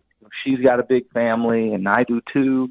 So that's something we were able to relate. Oh, that's good. Was there any weird moments? You know what? Yeah, there was one, but it wasn't. I'm not going to judge her for it. It's not fair. What could you possibly judge her for? Well, so we got back to the place. We were a little bit early. So we were standing around. We're waiting for them to finish up. And she picks a cigarette up off the ground. And starts smoking it. Shut up. gross. No, that is something you can judge a person for. What? That didn't bother you? Well, it was weird to me, but I mean, I don't smoke, so I don't know what that addiction can be like. Hold on. Was it a pre-smoked cigarette that had been put out, or was it just maybe somebody's random new cigarette fell out of the pack? From what I saw, pretty sure somebody else gave that cigarette to business. Okay, so she basically picked up a cigarette butt and then smoked that. And the thing is, smoking is usually like a no-go for a lot of people. Smoking other people's tossed cigarettes would be a big no-go for most people. In her defense, cigarettes are expensive, so No, she doesn't want it to go to waste. I mean, even if you're a smoker, I don't think that that's cool, man. Really, it was no big deal for me. I mean, I didn't want to judge her on it. It's the first date, we still got a lot of figuring each other out to do. Yeah, okay. So, I mean, that's pretty cool and accepting that didn't bother you. I don't know if most people could do that. How did the date end? Did you get a kiss? From her dirty mouth? It is a dirty mouth. It is a dirty mouth, man. It's so dirty. It's true. Yeah, no. We just kind of ended it, with a nice goodbye. Again, she was like, "Oh, thank you for the tire rotation. You're the best." And I was like, "Oh, gee." We just we ended it with a hug. I didn't want to take it too fast or too far and blow the whole thing apart, So wait, but she's not calling you back, obviously. Are you mad? Do you feel like she used you for tire rotations? I would if it wasn't a surprise, Oh, good That's point. right, she didn't know. Yeah, because she didn't know it was coming. She didn't see it coming. But I am a little like, what happened? It went really well. Yeah. Okay. And you don't really have any idea why? No. Yeah, and that's got to be disturbing because somebody who would pick up a cigarette butt and smoke it and they have some sort of issue with you, I mean, that would hurt me a lot. She's like, That- he didn't yeah. pick up any cigarette butts. Like, what is wrong with me? All right, Daryl, we'll play a song, then come back and call her and get your second date update, okay? Okay, thanks. Yeah, man, hang on. Moving 92.5. Brooke and Jubal in the mornings. Second date update. Sometimes we'll make the joke from time to time in these second date updates that, maybe the person's not calling you back because they're dead. Yeah. Well, today I think that could actually be true. What? Why would she be dead? Because Daryl, who's on the phone for a second date update today, told us about the woman he went out with. Her name's Destiny. And during their first date, she actually picked up a cigarette butt off the ground, lit it, and smoked it.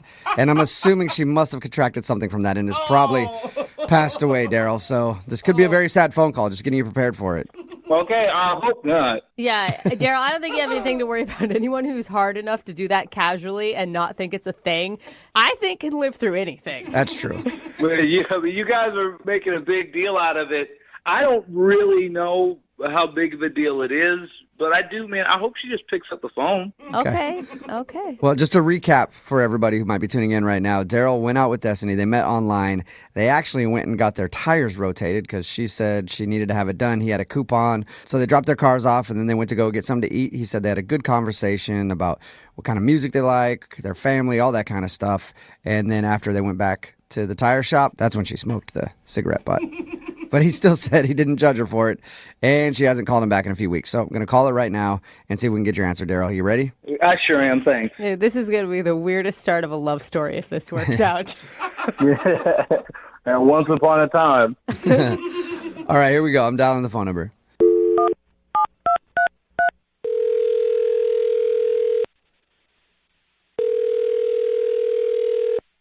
Hello. Hi, can I speak to Destiny, please? Speaking. Who's this? Destiny, what's up? This is Jubal from Brooke and Jubal in the morning.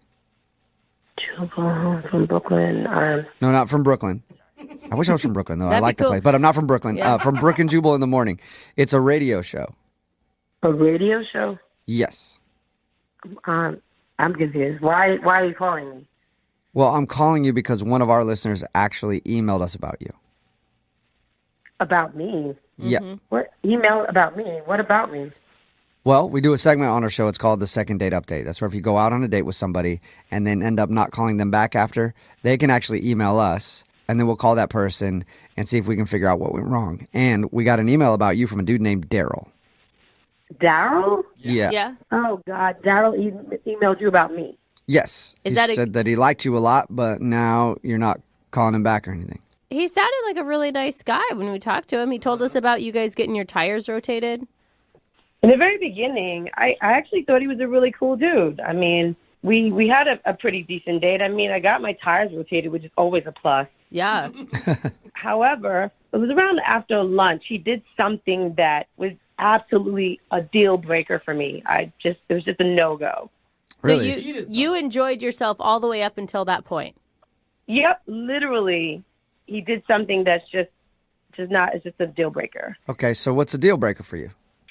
He was biting his fingernails. And I cannot stand that. I mean, he was biting them. He was ripping them off with his teeth. It was totally disgusting. Wait, that's it? That's major. Like, there's germs underneath nails, like the fingernails. Okay. You don't know where his hands have been. You're worried about germs. Destiny, everybody kind of has, like, habits that people might think are kind of gross, like biting your fingernails or whatever. You do realize that could sound a little judgy. I mean, no, that's beyond gross, and it's not judgy. That's just disgusting. That's just the facts of life. There's germs in fingers. Go wash them. Don't have them in your mouth and stop biting your nails. Like, come on. Okay. What? So it sounds like you don't think you have any sort of bad habits like that somebody else could. No, I have any bad habits. I'm completely normal. I mean, I don't do anything weird. Huh. Okay. That is really weird that you say that, Destiny. Some people's weird is not weird to other people. Or maybe you're just not very self-aware. We all have weird things. Everyone. You can't think of one thing that you do that could also be considered disgusting by somebody else. Nope. Sorry. I'm pretty cool. I don't do anything. I'm good. You don't bite your fingernails, nothing like that. No. You brush your teeth. All right. Shower. Well, I brush my teeth, I do all those things. I have a habit that a lot of people don't like, Destiny. What's that? Sometimes I'll do these phone calls, and the other person will be on the line listening, and then I forget to tell the other person right away. Yeah, you're kind of picking up on what I'm putting down there. Daryl is actually on the other line and wants to talk to you. Are you serious?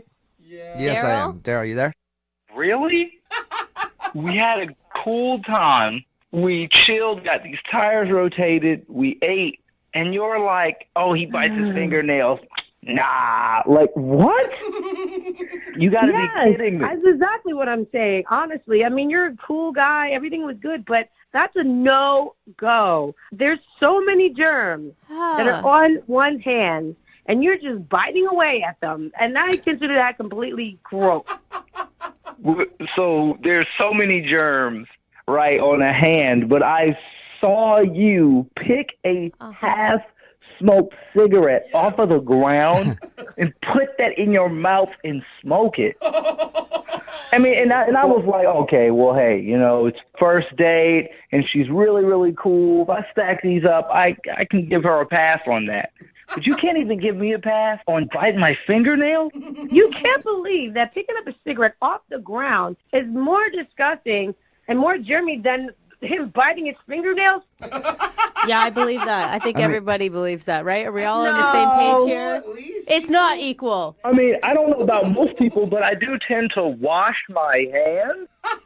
And not only that, Destiny, he knows where his hands have been. You don't know where that cigarette butt has been or what it's laying in, for God's sakes. Don't judge me for finding a cigarette and it's been barely used to lighting it up and just smoking it from time to time. That's not fair. It's not fair. Well, what's not fair is to be like, oh, I pick up I smoke street cigarettes, but some guy who bites his fingernails. Yeah, Destiny, can you see kind of a double standard on that? The hypocrisy in it. All right, let's be real with that, all right? So, yeah, I picked up a cigarette off the ground. But guess what? The nicotine mixed with a little fire, it burns all the germs. There's no germs at all. What science are you talking about, Destiny? I haven't heard that before. I have to stop you on that one. It's true. I mean, it's completely true. Look it up. No. Really. No. You have to think about the particular person that was smoking that cigarette. I mean, who had that cigarette in their mouth? That could have been some weirdo drug addict. You know, it could have been some prostitute, and not everything's gonna get cooked up because of the nicotine and the fire. You're an idiot. What?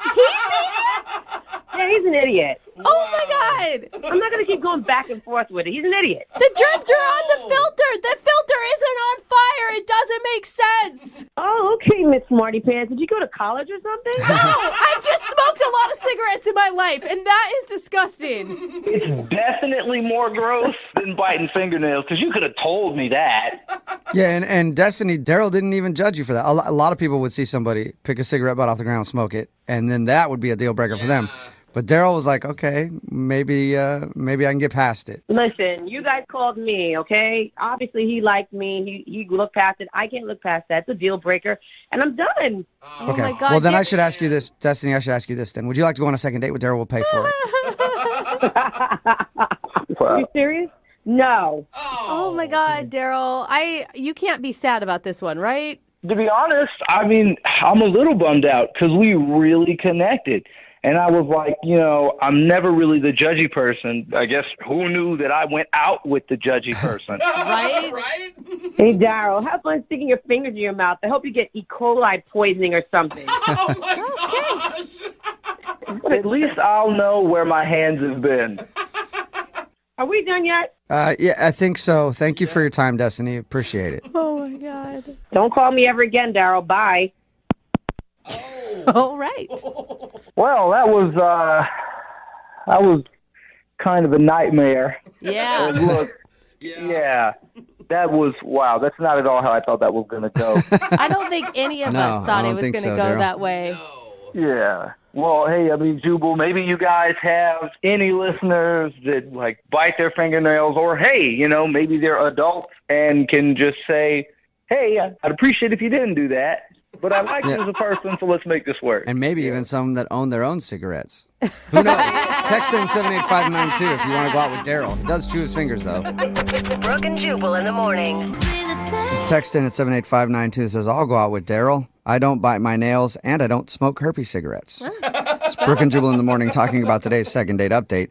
If you missed it, this dude Daryl wanted to call a girl named Destiny. They actually went out and got their tires rotated because they met online. They were talking about how she needed her tires rotated. He had a coupon.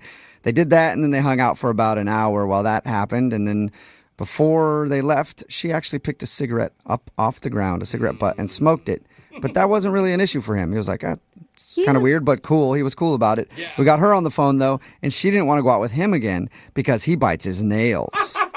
It is so crazy. And he was so forgiving. And she also said that you can't get any sort of disease or anything else from smoking a cigarette butt that you found because the nicotine and the flame from the fire to light the cigarette kills any bacteria. That's on the outside of the filter. That doesn't make any sense whatsoever. I will say I heard that a lot at a younger age when people would smoke, but I think it's a myth. I don't think that's Of course really it true. is. I have a friend, we have a good friend who was homeless, and he would pick up used cigarette butts. And you know what he would do? He would take the tobacco out of them and then re-roll a new cigarette with new paper. Oh, wow. Like, that's not even a thing for him, and dude, and he doesn't have a house to live in. If it burned all the germs, maybe that cancer thing wouldn't happen. Maybe not. Yeah, I don't know. Yeah. I've only had one experience with somebody who picked up cigarette butts and then lit them and smoked them, and that was the girl I lost my virginity to. Hey, what's up, Michelle? Wow.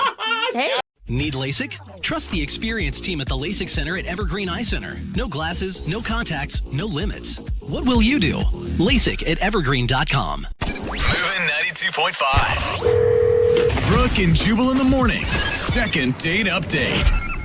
Sometimes we do second date updates that are more than just one date. Like the guy who's on the phone right now to do a second date update, he actually hung out with the woman that he wants to call the entire weekend. Whoa, that's a long time. Now he's not getting a call back. I think it's probably because he was a weekend lover. That's what happens. Sometimes people take weekend lovers. And maybe, Sam, maybe you were a weekend lover. You ever think about that? Well, I don't think so. We never did much like actual loving, but Maybe we had fun. Mama just wanted a tasty morsel of meat for the weekend, and that meat was named Sam. Talking about? We just wanted some orange candy for her son's baseball game or something. I don't know, but Wait, I what? don't think that's what was happening. Your weekend lover experience involved her son? Yeah, she's a single mom, but she's really, really pretty, and she's super fun. She's got great personality, too. I was really pleasantly surprised. How did you meet this single mommy?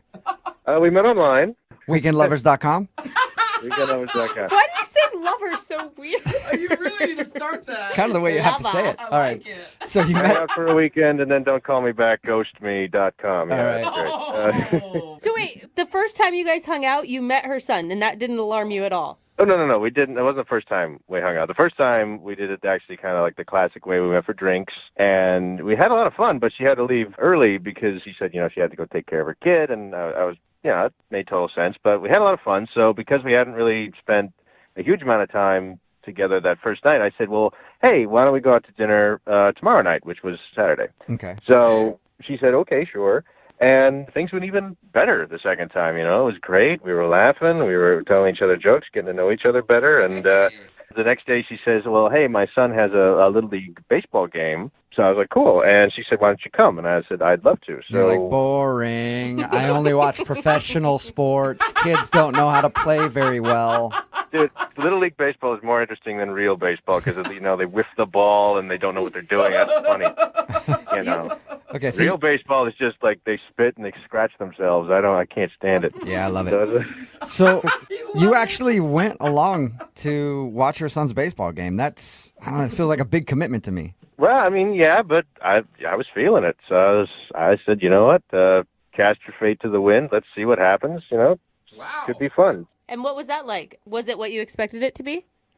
Well, pretty much, yeah. Nobody really, it's a Little League baseball game. So, I spent some time talking to the other parents. We watched the game a little bit. But after the game, I was trying to score some brownie points with her kids, so I took him aside and I bought him a hot dog and an ice cream cone. And I said, well, don't tell your mom because, she's probably going to get mad that you had the sweets, et cetera, et cetera. Wait, hold up. You went ahead and bought her son something that you told him to keep as a secret? Like, that's kind of creepy. It's like, here's some candy. Yeah. It's not creepy. It's man time, like man to man. That sounds creepier when you say that. It's man boy I've time. heard that before. And trust me, nothing good came of that. So, Well, I'm just saying, that's my first red flag, is that you're buying her son ice cream without asking her. Well, he wanted it, and I was... again, you're just making yourself sound terrible, Sam. Not doing myself any favors right now. No, you're not. Anyway, you got the kid some ice cream, and did his mom give explicit details not to give him any ice cream? No, she hadn't said not to, but she hadn't said it was okay either. I didn't even ask. Okay. You're just trying to be that cool guy like, hey, dude, here's some ice cream. Don't tell your mommy I'm the man. Yeah. By the way, own a leather jacket and a car. And I want your mommy to like me. High five. Is that what you were doing? Yeah, but stretch that out over like 10 minutes, and that's basically that. All right. Okay. So how did the T-ball game end? It ended fine. We just talked a little bit, and she said she had to get him home, and I said okay, and then she took off, and then I took off. But then I tried to call her that evening, tell her I had fun and see if we could make plans to hang out again, and she didn't pick up. So I left her a voicemail, and she didn't answer, and then a day or two went by, and I texted her, and she still didn't answer. She's just like, as soon as she left the game, that's the last I've heard of her. Whoa. And I've been pouring it over my head, and I'm thinking, and I'll bet you any amount of money that little probably told on me and ratted me out. Totally. Okay. Yeah, said I bought him ice cream, and she probably flipped out and got mad that I'd got. It was just a little bit. There's one scoop. But it's not the ice cream. It's the going behind her back thing, because you don't know her parenting style. You don't know what rules she has set up. Yeah. There's 8,000 different reasons why that's not a good idea. None of them are good, though. It's just an ice cream cone. If you're that kind of hyper parent, it's like, come on, loosen up a little bit. Yeah. All right. Well, we'll play a song, come back, call her, and see if that bastard ratted you out. And your second date update right after this, okay? Sounds good. All right. Moving 92.5. Brooke and Jubal in the mornings. Second date update. And welcome back to Brooke and Jubal Field and your second date update. Up to bat right now is Sam. And Sam's in quite the pickle. He went out with Brenda and spent the entire weekend hanging out with her, some dinner and some drinks, and then concluded his weekend with a wonderful day at the ballpark watching her son play in a Little League game. But now Sam isn't getting a call back. Will he be 0 for 1 in career second date updates? We'll find out in just a moment. But first, let's talk to Sam and see if he's ready to make the call. Sam, are you ready? Yeah, I'm ready. He's like, actually, I'm asleep listening to your baseball announcer voice, but... Like most people are when they watch baseball. Sam, we're going to give her a call and find out why she's not calling you back after what you thought was a wonderful weekend. Any other thoughts before we get started? I'm just confused as to why she wouldn't call me back because, we spent 3 straight days together, so... Well, I'll dial her phone number right now then and see if we can figure out what happened, okay? Okay. All right, here we go.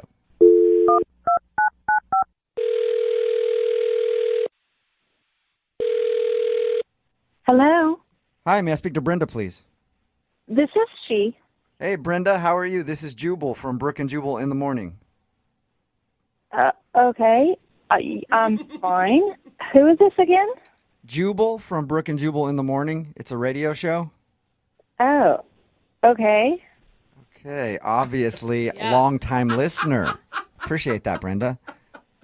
You're welcome. Yeah, thanks. Any idea why a radio show would be calling you? I don't know. Did I win something? No, you didn't. You actually went out on a date with one of our listeners, and now you're not calling him back, and he's wondering what happened.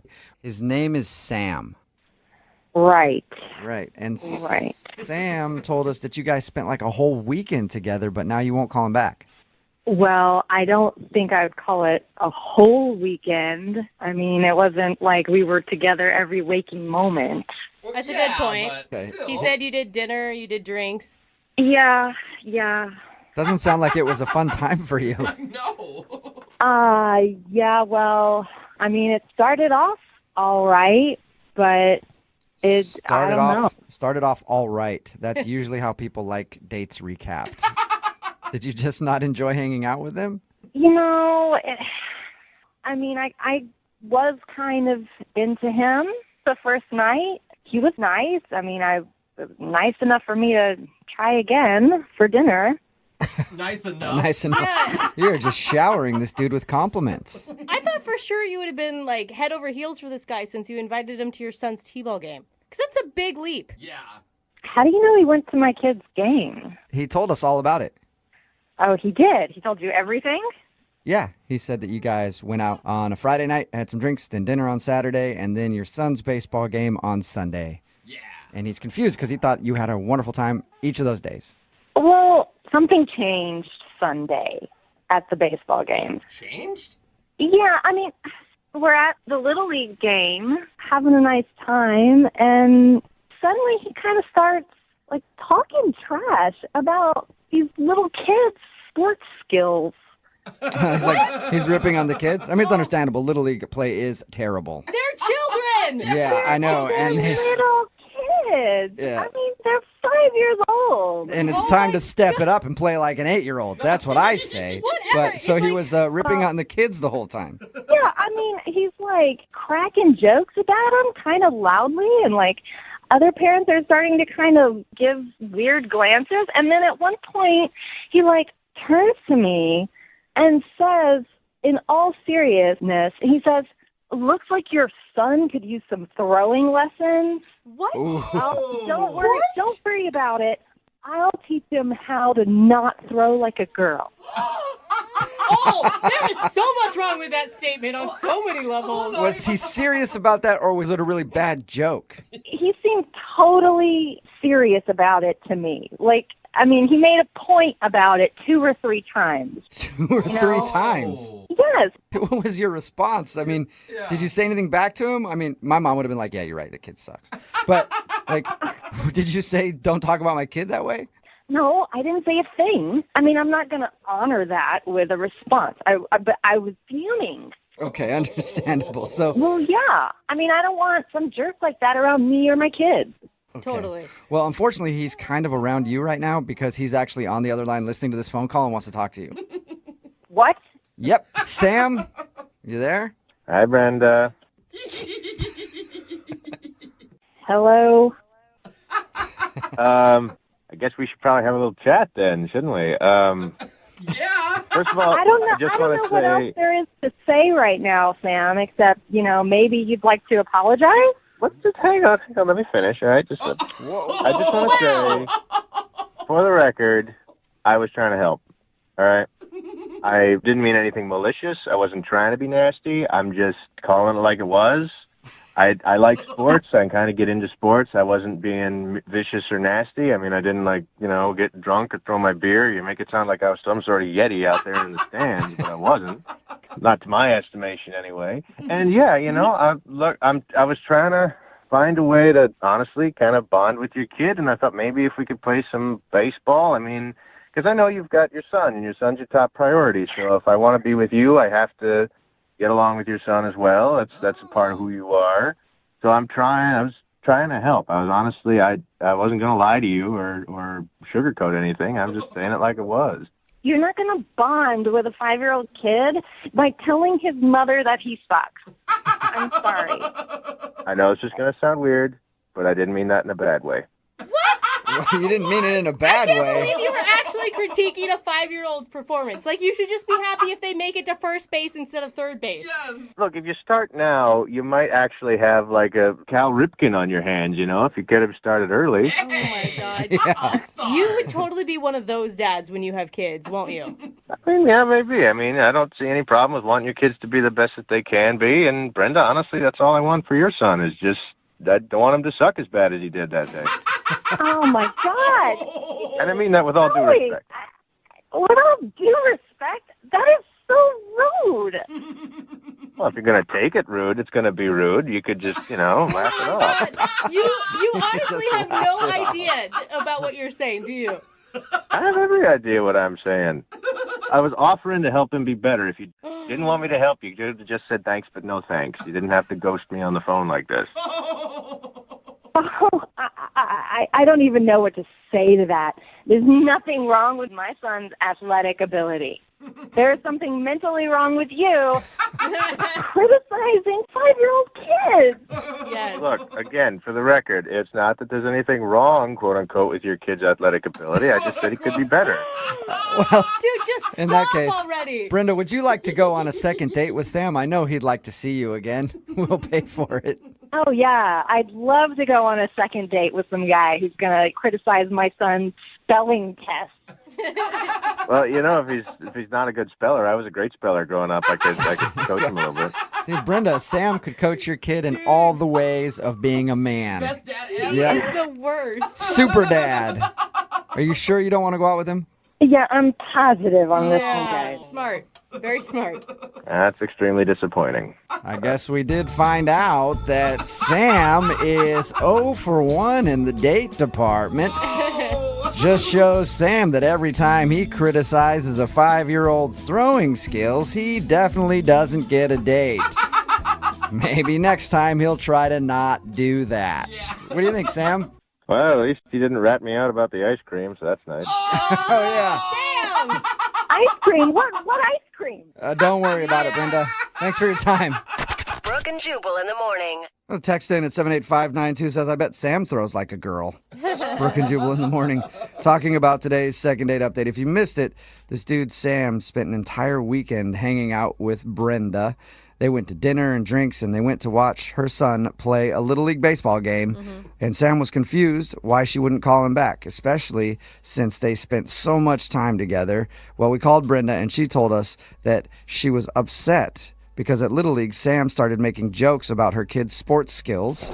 Even told Brenda that her son could use some throwing lessons and offered to teach him to, quote, not throw like a girl. Okay, and can we just establish that throwing like a girl should not be an insult, okay? Yes. I am a female. I obviously throw like a female. That's fine. Sorry. Sam said that he wasn't trying to be mean. He's just being honest and only trying to help. Like, yeah. I hope your little kid not throw like a girl out there. Yeah, see, if he's just like, hey, I can help if you ever need it. Yeah, That's one thing. Don't heckle the kid. Yeah, being like, you know what? Like, I used to play baseball or whatever. Maybe I could help him a little bit. But don't just shame the kid.